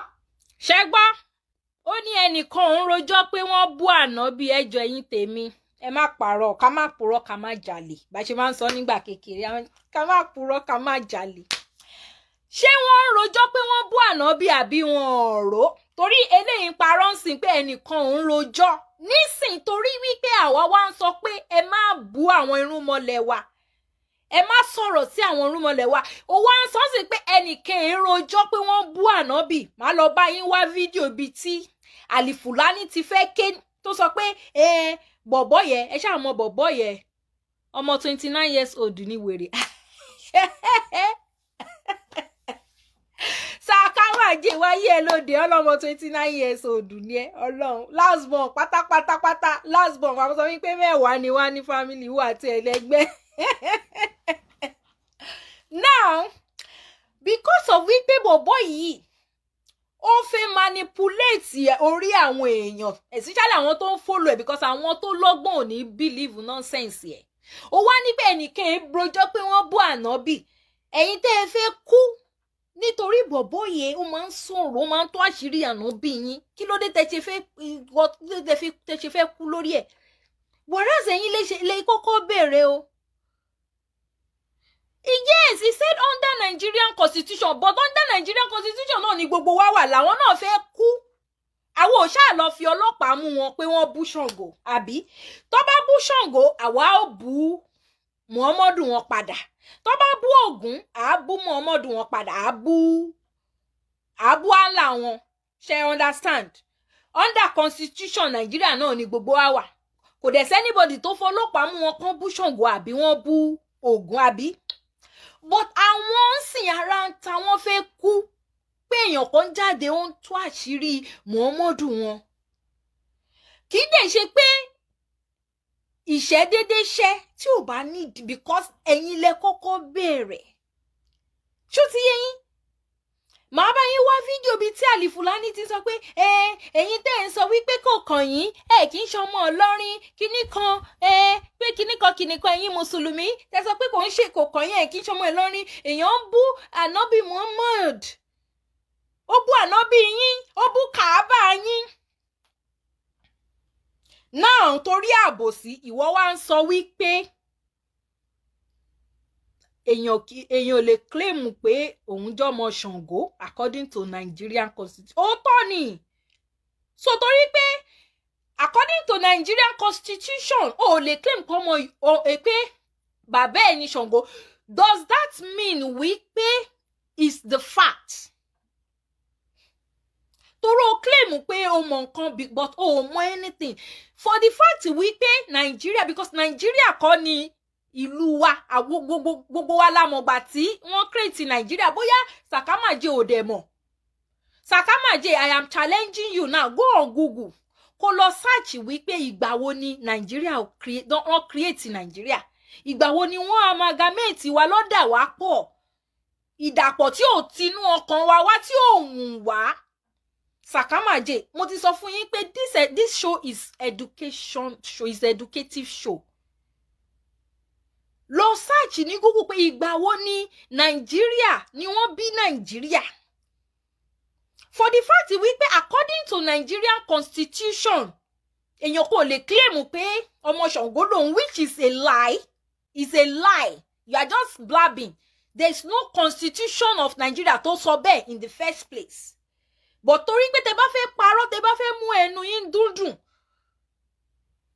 lẹ ṣe máa ń sọrú ọ̀rọ̀ nonsense yẹn but ká tẹ̀ wá sọ pé wà ń bẹ̀ ká sọ pé irọ́ ẹ̀yẹ ká náà ò tọ́ ni jọ ṣé nǹkan kọ́kọ́ là ń jẹ́ àbí bákan kọ́ ni wọ́n ṣe ń rúlù wa kí Nigerian constitution tó dé ṣó wá rí let me educate you àwọn ọmọ tí Ṣàngó bí directly wọ́n wà tí family wọn dẹ̀ exist dọ́là ilẹ̀ Yorùbá dẹ̀ ni wàá ti rí wọn ṣó ti yẹ ilẹ̀ Yorùbá ni wàá ti rí àwọn ọmọ tí Ògún bí tí wọ́n dẹ̀ exist dọ́là tí lineage wọn exist dọ́là ilẹ̀ Yorùbá ni wàá ti rí àwọn ọmọ tí Ọ̀rúnmìlà bí tí àwọn ọmọ tí Ọya bí àti bẹ́ẹ̀ bẹ́ẹ̀ lọ ṣó wá rí Muhammadu tí wọ́n dárúkọ yẹ tó bá lọ sí ilẹ̀ Mẹ́kà ní ilẹ̀ Saudi Arabia tó bá lọ bẹ̀ wàá rí àwọn fámìlì tiẹ̀ náà ń bẹ̀ o lè rí wọn ní ilẹ̀ Káàárọ̀ Òjíire o lè rí wọn nílẹ̀ Káàárọ̀ Òjíire ilẹ̀ Saudi Arabia ni wàá ti rí lineage Muhammad bó torí pé àwọn yẹn gbọ́n ju ẹ̀yin lọ ẹ̀yin fọ́lọ́fọ́lọ́ ẹ̀yin gbọ̀rọ̀ mí dẹ lẹ́rù tó jẹ́ wípé ẹ mọ ẹ̀sìn ju àwọn tó fún yín ní ẹ̀sìn lọ according to their own constitution kò lè lè sọ wípé Muhammadu àbí family ẹ̀ ò exist or èèyàn kan Muhammadu ò bí èèyàn kan ẹ tún bọ̀dá tí ò lọ́gbọ́n yìí toro ní ká má bu èmi máa bú ẹ o toro ó bú wa lélẹ̀ èébú lélẹ̀ sí èmi ìwọ kọ́ ló máa sọ nǹkan tí ó jẹ́ èébú sí mi ṣó understand èébú ti tèmi yìí ẹnìtì tó bá ti wọ̀n ẹ́ kó pé kò séyìí tó kàn mí pẹ̀lú ẹ̀ mo ti wọ̀nù yín mo ní tẹ́ ẹ bá ń sọ̀rọ̀ yín àní ẹ sọ nǹkan tí Muhammadu gbélé ayé ṣe tó dáa ẹ sọ fún wa ẹ jẹ́ á mọ̀ nǹkan tí Muhammadu gbélé ayé ṣe tó dáa ẹyẹ gbẹnu lọ sọ́nà bíi tí ò kàn yín mọ́ ẹ ti lẹ́ẹ̀ bìlíìfù wọn ẹ dẹ̀ fi wọ́n lẹ̀ ẹ tún gbọ́ o. bó ti lọ wà ní Yúróòpù tó tọ́ ọlọ́ọ̀lájú tó ọ̀ọ́lájú wàláyọ̀ ọ̀lájú tọ́ ọ bá lájú ni ó mọ̀ wípé Ṣàngó èsè babalábá bá ẹnìkankan lẹ̀ Yorùbá. Number 1 tó sọ yẹn that is a lie. Bàbá ńlá bàbá èèyàn kan ní Ṣàngó fallacy mo ti cancel ẹ̀ báyìí irọ́ ńlá ló pa bàbá ńlá bàbá èèyàn kan ní Ṣàngó nílẹ̀ Yorùbá ìwọ gan ìgbà tó sọ tán ìwọ gan wá wò pé ọ̀rọ̀ tó sọ yóò ní làákàyè lẹ́yìn ìgbà tó sọ tán ló ṣẹ̀ṣẹ̀ wá fi sí pé under constitution Nigeria irọ́ dẹ̀ ni kò sí nǹkan tó jọ bẹ́ẹ̀ nínú constitution Nigeria continue. Ọbàtálá Ọ̀rúnmìlà kìí ṣe bàbá ńlá bàbá ẹnìkankan lọ́ndà òfin. ṣòtírí ṣòtírí ó ṣẹ̀ wá sọ pé lọ́ndà òfin wo ló sọ bẹ́ẹ̀ fún ẹ fún wa níbi tí òfin ti kó tiẹ̀ ẹ máa gbọ́ lọ o. bí ó ṣe jẹ́ bàbá ńlá bàbá ẹnìkankan lọ́ndà constitution Nàìjíríà. sórí ànábì Muhammad ò lè jẹ́ bàbá ńlá bàbá ẹnìkankan lọ́ndà constitution Nàìjíríà ṣó ti gbọ́ sàkámàjè. Ànábì Muhammad kò lè jẹ́ bàbá ńlá kú bàbá anybody ní Nàìjíríà because Ànábì Muhammad ò ń ṣọmọ Nàìjíríà in case tó bá mọ̀ kó lọ mọ̀ sí. Ànábì Muhammad ọmọ Saudi Arabia ní ibẹ̀dẹ̀ làwọn fámìlì ẹ̀ máa wà ibẹ̀ làwọn ìrandíran tó àwọn ọmọ tóun bí ibẹ̀ ló máa wà so ṣó ti rí pé ọpọlọ ẹ ó ń ṣiṣẹ́ sódì. Oh, wà intelligent. Oh, claim pé o wà intelligent, but you are just a non-entity. Oh, ní ọpọlọ. Báwo ló ṣe máa sọ wípé èèyàn kan máa claim wípé ọmọ Ànábì Muhammadu lòun ní ilẹ̀ Káàárọ̀ Oòjíire nílẹ̀ Yorùbá ní Nigeria, even in Nigeria as a whole. Muhammadu ò tán mú ẹ. Tó bá fẹ́ mọ àwọn tó jẹ́ ọmọ Muhammadu. Tó bá fẹ́ mọ àwọn ọmọ tó jẹ́ ọmọ Ànábì Muhammadu lọ sí Mecca lọ sí Saudi Arabia wàá rí àwọn lineage ẹ̀ ń bẹ̀ wàá rí àwọn family ẹ̀ ń bẹ̀ ṣó ti gbọ́ sàkámàjè ó ti rí pé you are a novice when it comes to that continue.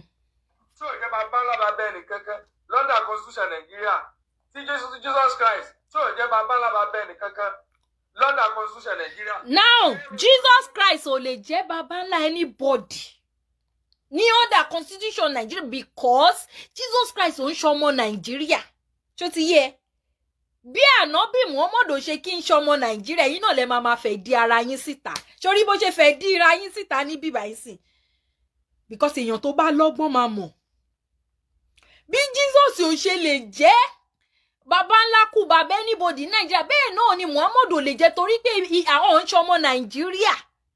Get that into your senses. ẹnikẹ́ni rojọ́ wọn bú ànábì ẹnikẹ́ni rojọ́ wọn bú Ọ̀rúnmìlà. Màá wá bẹ́ẹ̀ gbé fídíò ibi tí wọ́n ti rojọ́ pé wọ́n bú ànábì mi mọ̀ bóyá ìwọ ti ṣe tẹ́lẹ̀ èmi ò wo show ẹ tẹ́lẹ̀ honestly because ojú ẹ̀ yìí gan máa irritate mi torí o ti bó gbogbo ojú jẹ tán so mi kì í wojú ẹ̀ mi kì í wo fídíò ẹ̀. Torí pé ó dárúkọ mi mọ̀ nǹkan tó gbé mi wọbẹ̀ tí mo kàn gbọ́ tó sọ pé ìpínlẹ̀ ọ̀rọ̀ kiri kan mo ní mo wá lọ wo fídíò okay torí pé ó ṣe fídíò fún admin ẹni yìí tá à ń sọ yìí mo wá lọ gbá kí ni admin ṣe fún bọ̀bọ̀ abólójú yìí mo wá ibẹ̀ ni mo ti wá rí gbogbo nǹkan tó ń sọ ṣó ti understand so màá bẹ gbé fídíò ibi tí àwọn fámìlì ẹ including ọ̀gá ẹ àlìfùfù màá lọ bẹ gbé fídíò ẹ ibi tó fẹ́ sunkún pé wọ́n bú ànábì ó gbàgbé bóyá dẹ̀ ń pretend ni pé ẹ̀yin lẹ kọ́kọ́ bẹ̀rẹ̀ ó ní àkọ́dá oró kò dàbí ìtàdágbẹ̀yìn àwọn bàbá ńlá kù bàbá yín tó máa ń ṣe ìwọ́de tó máa ń ṣe ìwàásù ta gbangba àwọn ló bẹ̀rẹ̀ láyé ìjọ́un táwa sì wà ń kékeré tó máa ní ọlọ́run paná adébọrẹ́ gbogbo ìgbà yẹn kò tíì sí social media àwọn ẹlẹ́bọ òde kì í ṣe nǹkan kan fún wọn bọ̀gbà tẹ́lẹ̀dùmarè tó fẹ́ díù pẹ̀lú yín táwọn òṣàyẹ tó fẹ́ jà fúnra wọn wọ́n create social media wọ́n wá kó sínú ìró àwa báyìí pé ká máa bọ̀ ẹ wá fẹ́ máa kó wa ẹ máa fẹ́ máa fa agbára kó wa ẹ kó àwọn èèyàn ẹ táyà ṣe bí ṣe ń kó èèyàn kan báyìí ẹlòmíì ń bọ́ta bẹ́ẹ̀ tí bá ṣe mú èèyàn kan báyìí ẹlòmíì àtúbọ̀ta tó ti yẹ tó máa retí o fídíò ẹ mọ̀ pé ẹ mọ̀ pé tí bá sọ nǹkan fún yín confam ni ibi tí àlìfùfù tó ti sọ pé òun ò mọ̀ bóyá Mali àbí Sokoto làwọn bàbá ńlá bàbá òun ti wá ẹ rí pé mo sọ fún yín jẹ́ mo dẹ̀ bá yín kọ̀ tí ẹ̀ mo bá yín gbé jáde àbí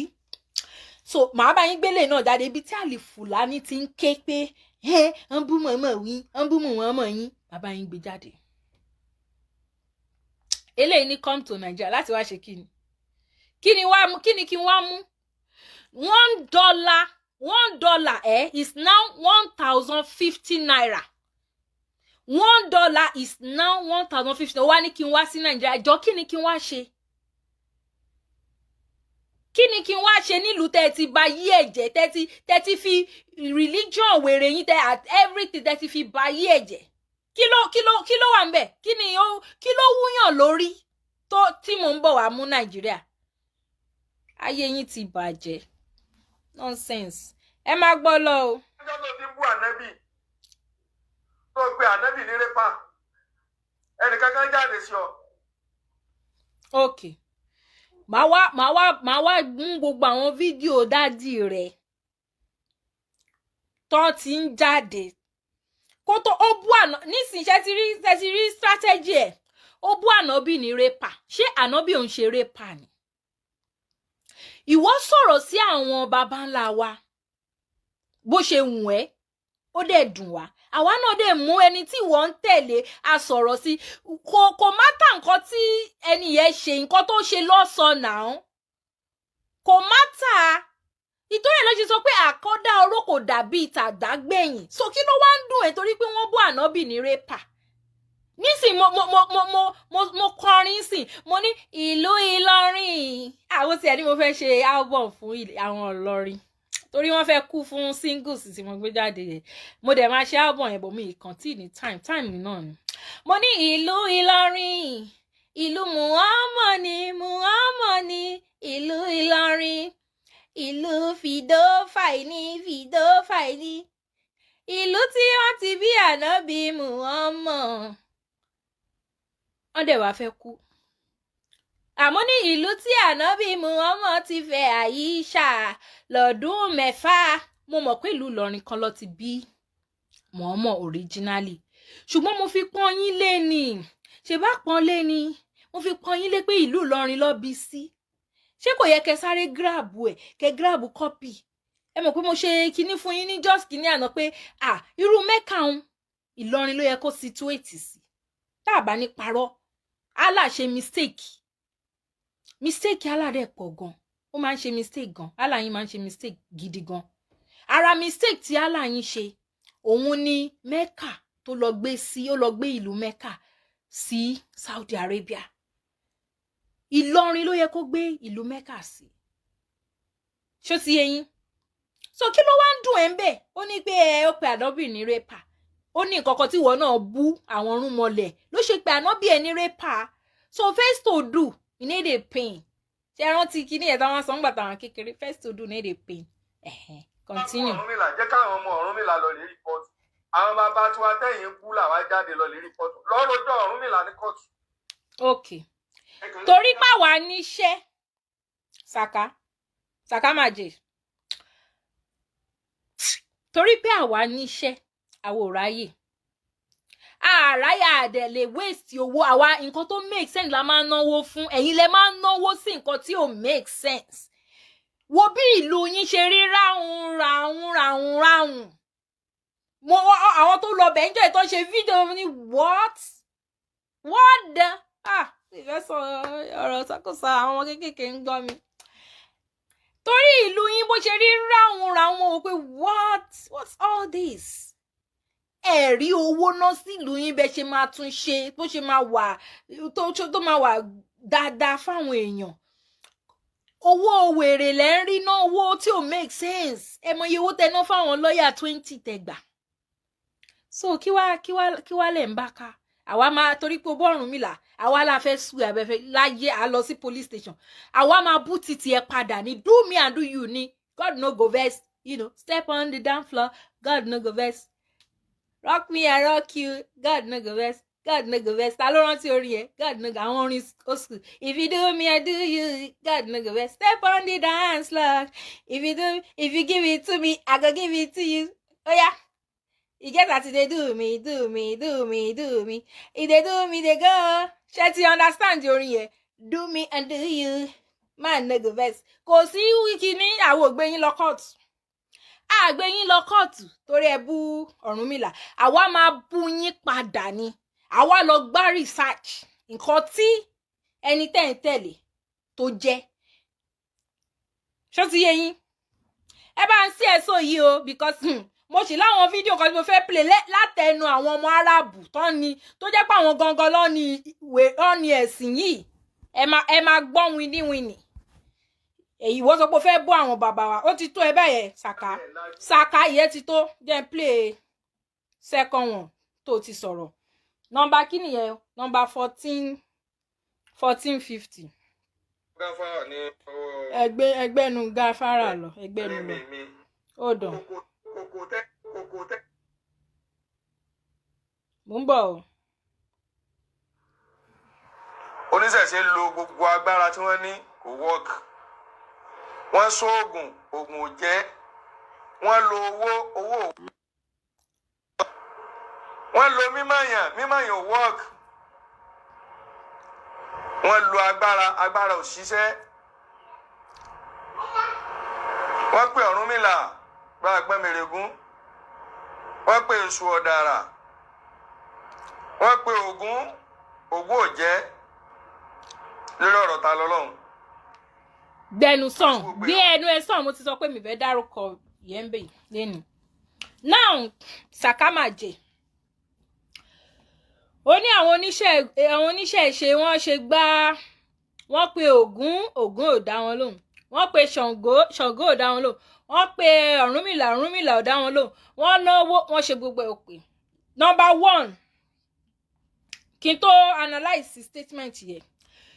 Ìgbà tí ọmọ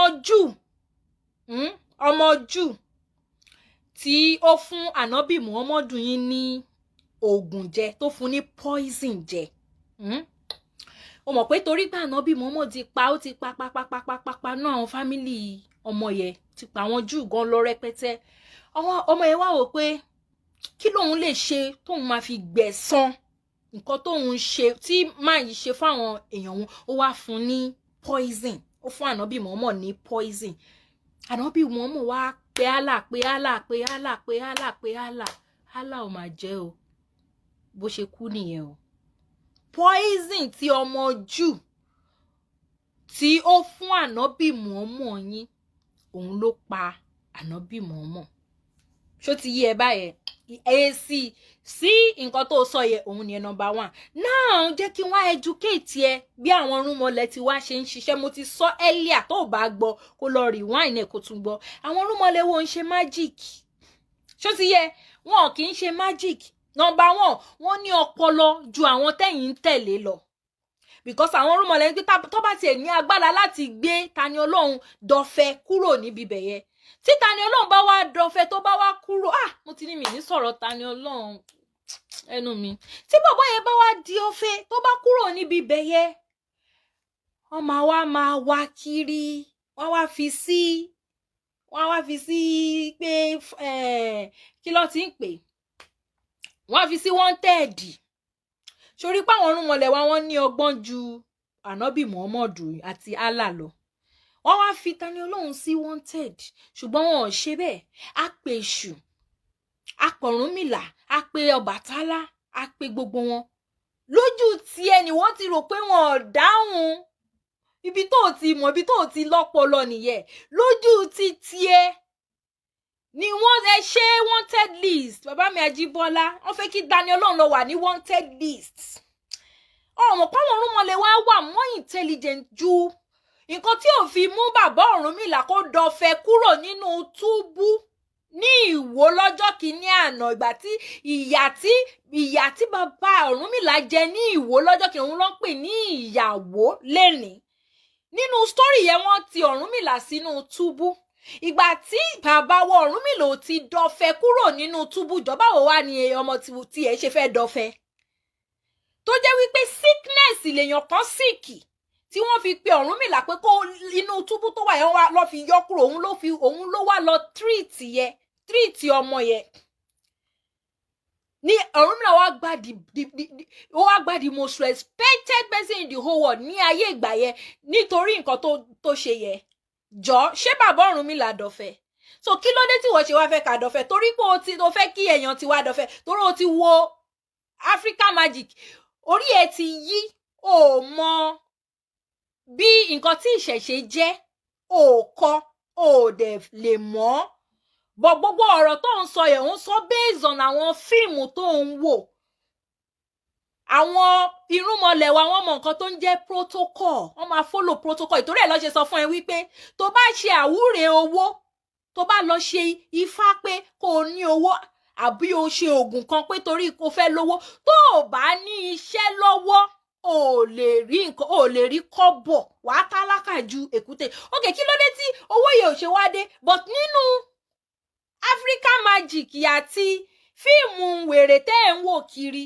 tó bá níyàn lọ ṣògùn owó máa wá ṣò kọ́ńbọ̀dù kan tí kinní kan wà bẹ́ẹ̀ tówó wá ń dànù gbùgbùgbùgbù báyẹn máa rí kọ́rẹ́nsì tó ń dànù gbogbo nǹkan tí òun wò nìyẹn ó ní láti lọ yọ gbogbo rubbish yẹn kó lọ́kọ̀ that is fantasy that is creativity àwọn Nollywood lọ create yẹn láti inú ọpọlọ wọn that's not reality ṣó ti yẹ tó o bá lọ ṣe oògùn àwúre pé kò fẹ́ lówó kò lọ ṣáájò kò fẹ́ lówó tó o bá ti ní iṣẹ́ àbí bísínẹ́sì tó ń ṣe wàá tálákà ju èkúté church lọ gẹ́gẹ́ bí àwọn kan ṣe máa ń sọ wàá tálákà ò ní kọ́bọ̀ ṣó ti yí ẹ mo fẹ́ educate ẹ ń bẹ̀ yẹn nìyẹn so lójú tiẹ̀ ló ti rò papọ̀ Ọ̀rúnmìlà ò dáhùn lójú tiwa wàá pè á dẹ̀ ríbi tó dáhùn sí ṣó ti gbọ́ Ṣùbẹ́rù olójú jíjóná ṣó ti gbọ́ lójú ti tiẹ̀ lápè Ṣàngó lápè Ògún lápè Ọbàtálá lápè Ìṣọ̀dà ìwọ rò pé wọn ò dáhùn lójú tiwa wọn dáhùn àwa dẹ̀ mọ ibi tí wọ́n dáhùn sí.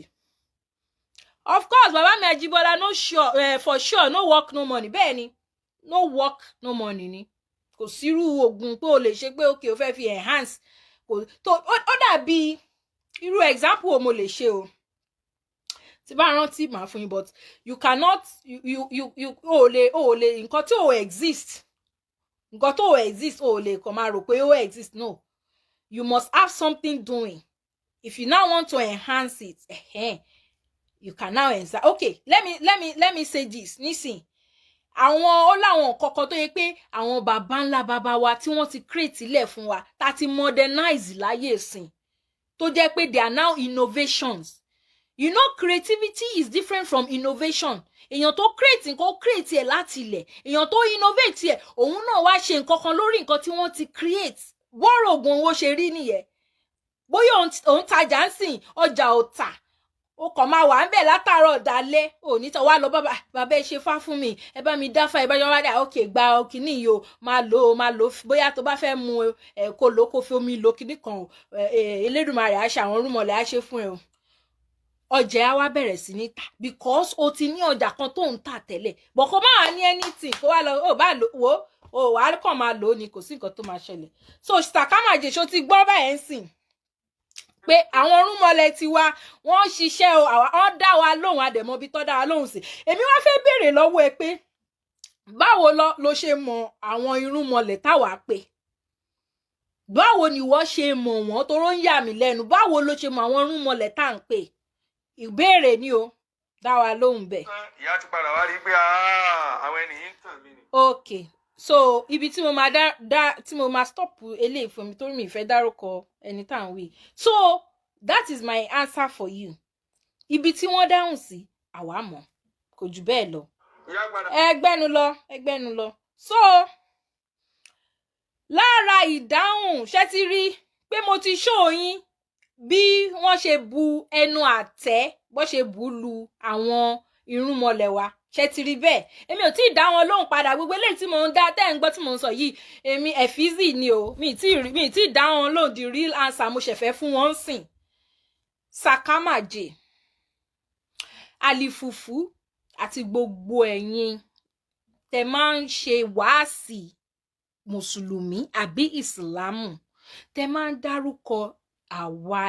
ń dárúkọ àwọn irúnmọlẹ̀ wa tàbí àwọn òrìṣà wa tẹ́ sọ wípé bọ̀dá múmínì mo tẹ́ gbàgbé bọ̀dá múmínì náà jáde wọ́n ní Ògún no exist Ṣàngó no exist Ọbàtálá no exist Ọlọ́run táwọn òyìnbó kó bá gbọ́ yín gan tẹ́ ń sọ̀rọ̀ ọ̀ níbi lè pé èdè wọn lọ sọ lẹ́ ń sọ wá ní kí ni dọ̀dọ̀ yọ̀ yìí sọ bọ́ mi ò blame yín bọ̀dá múmínì ẹ̀yin àwọn tó gbéṣẹ́ fún yín àwọn ni iṣẹ́ wọn lẹ́ ń ṣe ẹ̀kú iṣẹ́ mo dẹ̀ ti advice yín wọ́n fi yín pawó ni o bọ̀dá múmínì wọ́n fi yín pawó ni o ẹ lọ ra mínírààsì fún wọn kọ́ ṣe send off fún yín kẹ́yìn náà lọ sí page yín kẹ́ wá sí ẹ̀ka wọn sọ Ògún no exist Ṣàngó no exist kìdíkan no exist tó ti yẹ yín ẹnu yín ló dùn sí jù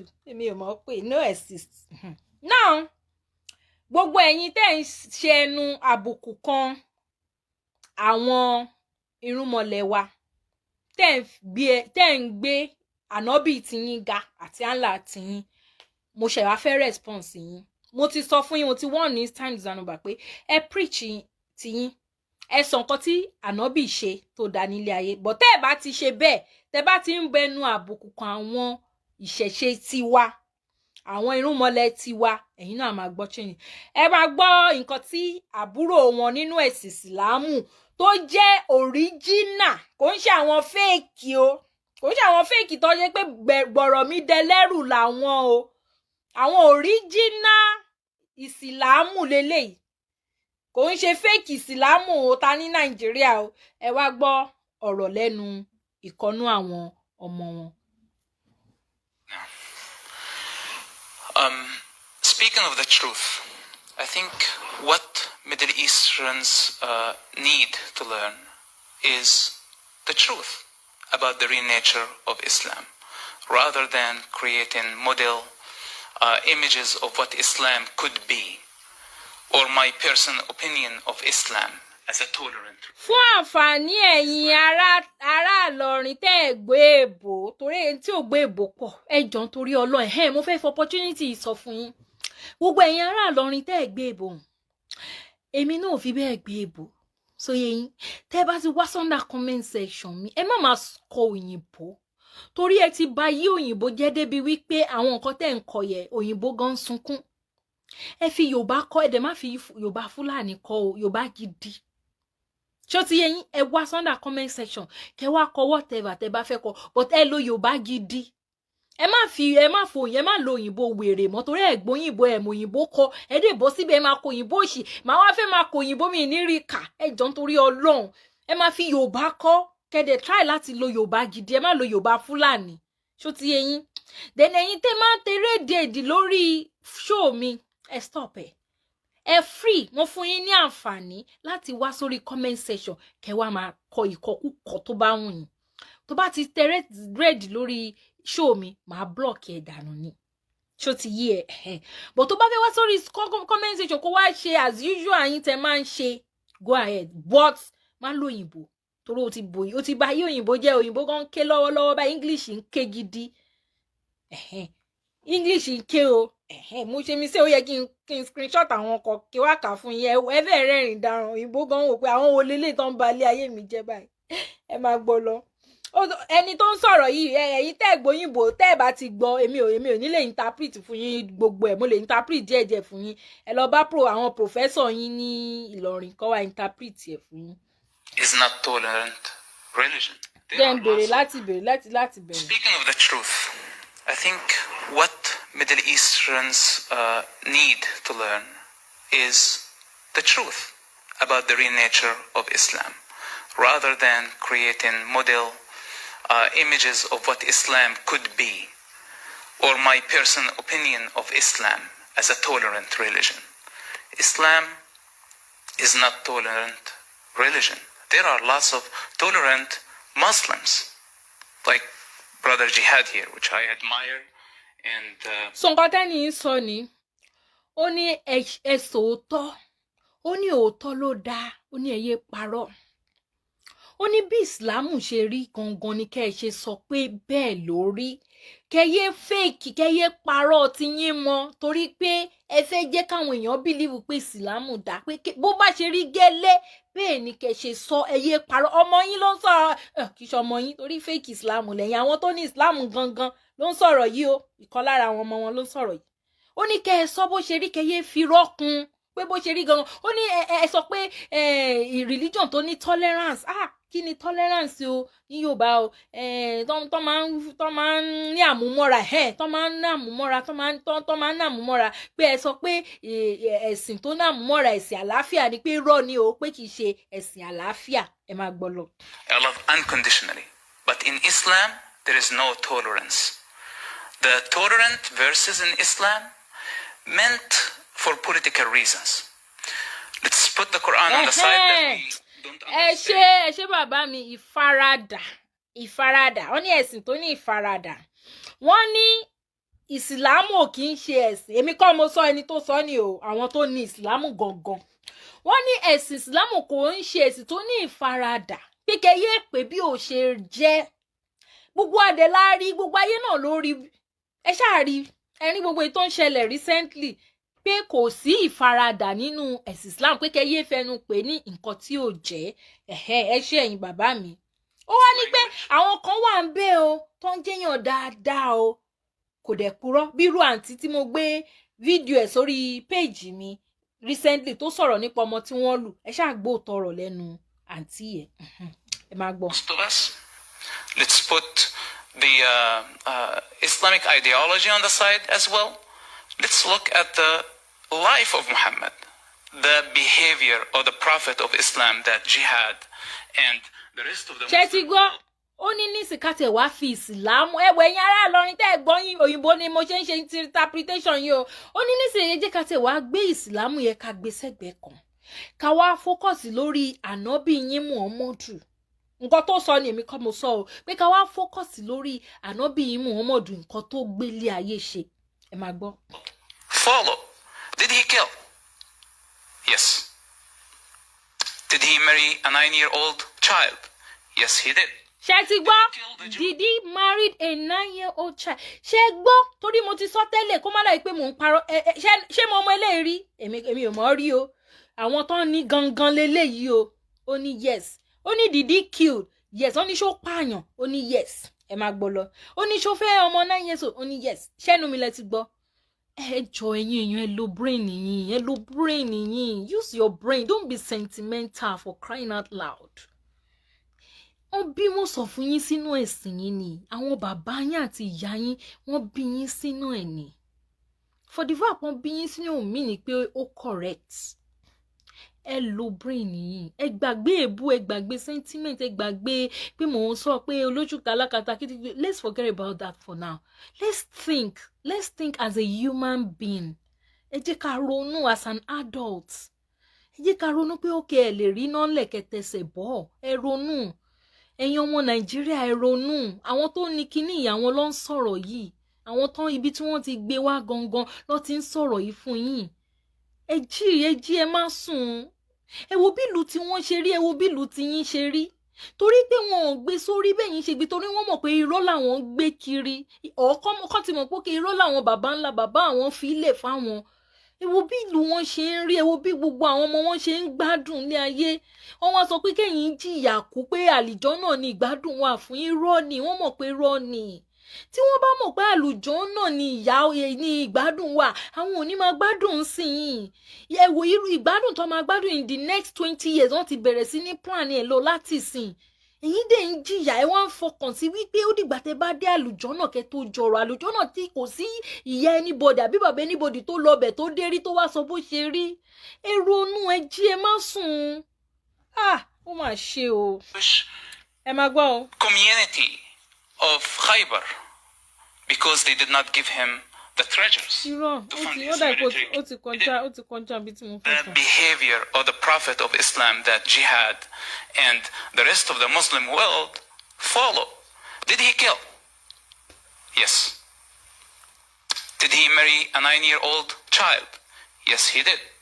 Did he kill the Jewish community of Khaybar because they did not give him the treasures to fund his military campaigns? And did he sleep with Safiya, the wife of Kinana, the leader of that community, the same night he killed her husband? Yes, he did. ṣẹgbọ́ ó ní ṣé tòótọ́ ló bá ìyàwó èèyàn kan sùn ní ìjọ tó pa ọkọ ẹ̀ yẹ Muhammadu yín o ẹ má máa sọ̀rọ̀ ń pa àwọn òrìṣà wa mọ́sẹ̀ ẹ má máa sọ̀rọ̀ ń pa àwọn orúnmọlẹ̀ wa mọ́sẹ̀ ayé Muhammadu yín ò dáa ẹ má sọ fẹ́ anybody rí pé mo rọra ń sọ ìgbésí ayé tó gbé ò dáa tá bá ní ká máa wú gbogbo ẹ̀ jáde ara yín ò ní gbà á ẹ dúró lórí ilé nìyín ìtòrè mi ṣe fẹ́ fẹnu mi sọ mo fẹ́ kẹ́ gbọ́ látẹnu àwọn tó ní ni tẹ́ ẹ bá ti dúró lórí ilé nìyín sì ṣé gbogbo àṣírí mọ́ tú sí tàbí tí ń tú yìí kò ní tú ẹ rọra máa fọwọ́ bò bẹ́ẹ̀ ẹ rọra máa jẹ́ bẹ́ẹ̀ lábẹ́lẹ̀ ṣó ti yé yín bọ̀ torí pé ẹ dúró lórí ilé yín torí pé ẹ ń bọ́ àwọn irúnmọlẹ̀ tiwa torí pé ẹ ń bọ́ àwọn irúnmọlẹ̀ tiwa torí ẹ̀ làṣírí yín ṣe wá ń tú síta báyìí ṣé ti rí lẹ́nu àwọn tó gbé ẹ̀sìn wá fún yín nìyẹn o kì í ṣàwá lásán eléyìí o Yorùbá kọ́ ló sọ o ọmọ Árábù gangan ó tún máa sọ fún yín á ní pé inú Árábù lọ bí òun sí òun dẹ̀ mọ̀ everything pakura torí ó mọ̀ wípé àwọn kan wà tán sì máa sọ pé àwọn mọ̀ jù ú lọ but òun máa wá tún wá sọ fún yín pé kò sí bẹ́ẹ̀ ṣe lè mọ̀ tó ṣe lè mọ̀ tóun ẹ máa gbọ́ lọ. And did he sleep with Safiya, the wife of Kinana, the leader of that community, the same night he killed her husband? Yes, he did. So where is the tolerance in that? If this is your highest model, if this is your leader, where is tolerance in that? I understand that you are tolerant. I understand that Muslims are tolerant people because I know my father, I know my family, and I know my people. But the real nature of Islam is evil.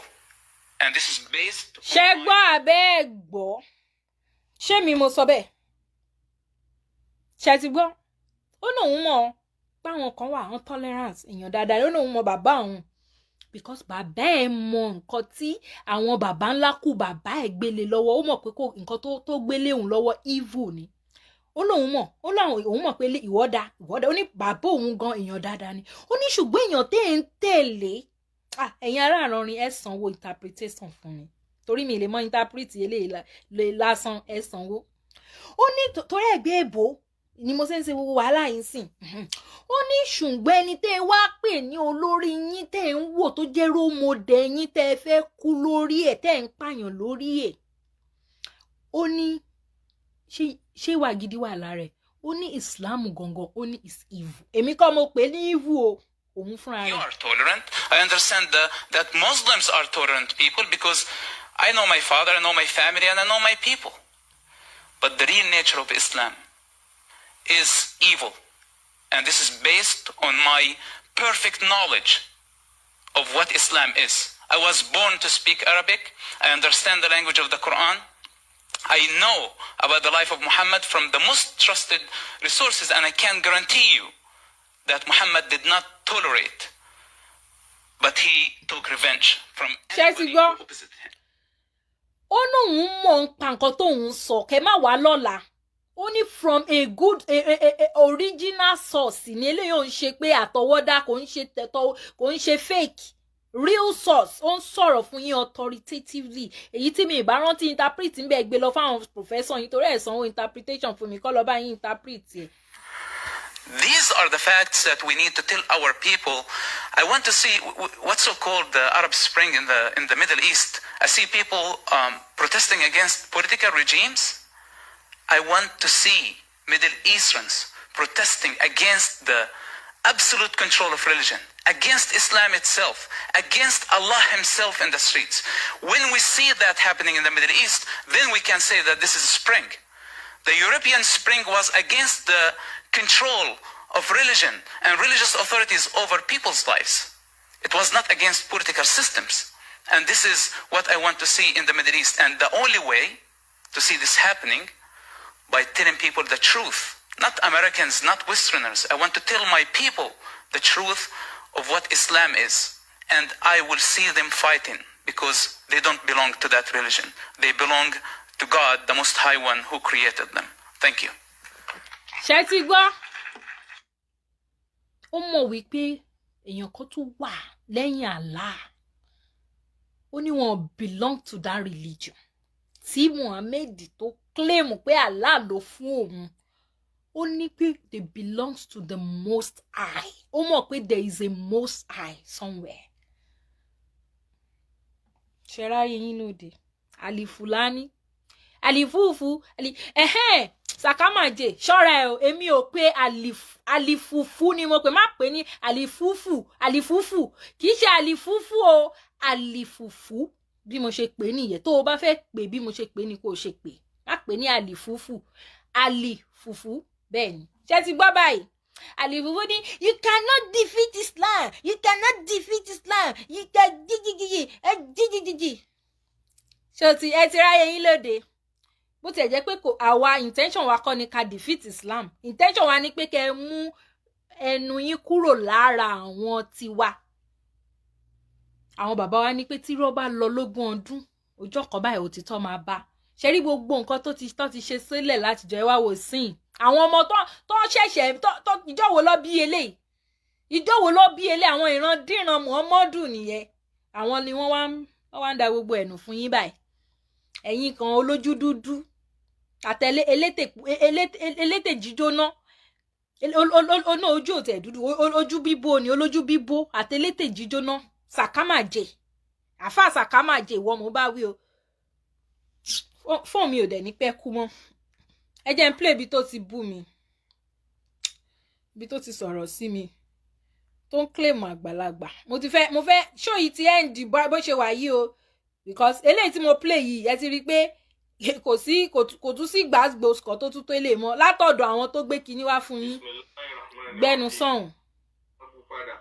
Definitely àwa náà ti kó sínú agbọ́nrin títa ni Ọlọ́run wà tí ń jìyà rẹ̀ lọ́wọ́. Má dá kọ èèyàn wa ń bí. Wàhálà wà nù fámìlì wọn wọ́n ṣe kíní kankan kò sí létí ẹni wà lárí màmá ta lọ́lọ́. Mo ń bọ̀ o. Ẹni ẹ̀ tó bẹ́ẹ̀ atẹ́gùn iṣẹ́ wọn atẹ́gùn padà sọ ẹ̀wọ̀n. Àwa kọ́ la sọ yẹ fún ìwọ ló mọ bí tó ti gbátẹ́gùn ṣàn. Kò jẹ́ ká lè sọ pé bóyá wọ́n háàkì àbẹ́ tó bá sáà ọmọ háàkì. brọ́dà yìí.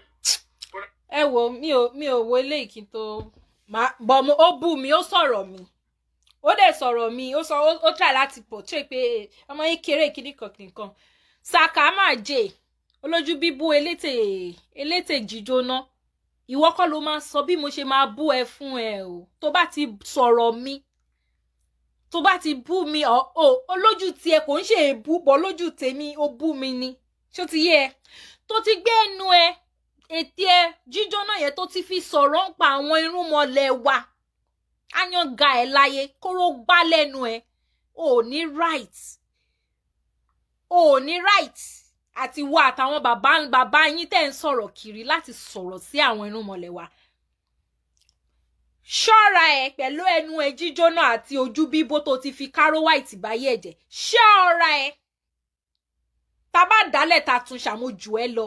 Ṣó ti yé torí pé mo look younger than my age tí èmi ò fara tèmi ṣeṣekúṣe tí wọ́n ti fara ẹ̀ ṣe tí mi ò bó àwọ̀ tèmi ṣó ti rí ọmọ nìyí adúmáradán chocolate ṣó ti rí èmi wá look younger ju age mi lọ wá lọ ń wò yẹ ẹ bá sọ fún last one ni ó wá lọ ń wò yẹ wá ń fi sọ pé mi fún ẹ pé ọmọ yẹ láyé tó bá tún fi ẹnu ẹ jíjóná tó tún fi sọ̀rọ̀ irú ọ̀rọ̀ yẹn wò nǹkan tí máa ṣe fún ẹ lórí social media yìí àwọn tẹjọ́ ń kóra yín kiri gan wọ́n máa rí ẹ báyìí wọ́n máa bẹ káànú ni dúró lórí ilé yẹn rí pé mi ò sọ̀rọ̀ sí ẹ rí mi ò pè ẹ rí ọ̀gá ẹ àlìfùfù tí mo face nǹkan tó ṣe ló jẹ́ kí n face ẹ̀ toró náà ká burúkú sọ́mọ làkejì ni mẹ́rẹ̀ẹ̀rin yòókù dẹ̀ wá bá mo dẹ̀ accomplish aim mi aim nǹkan tí mo ṣe kí nìyẹn ó dẹ̀ wà accomplished ó débi tí mo fẹ́ dé nínú oríkìíríkìí ara ẹ̀ so ṣọ́ra ẹ̀ mo ń wọ̀nù gbogbo yín pátápátá ẹ máa lo reverse psychology fáwọn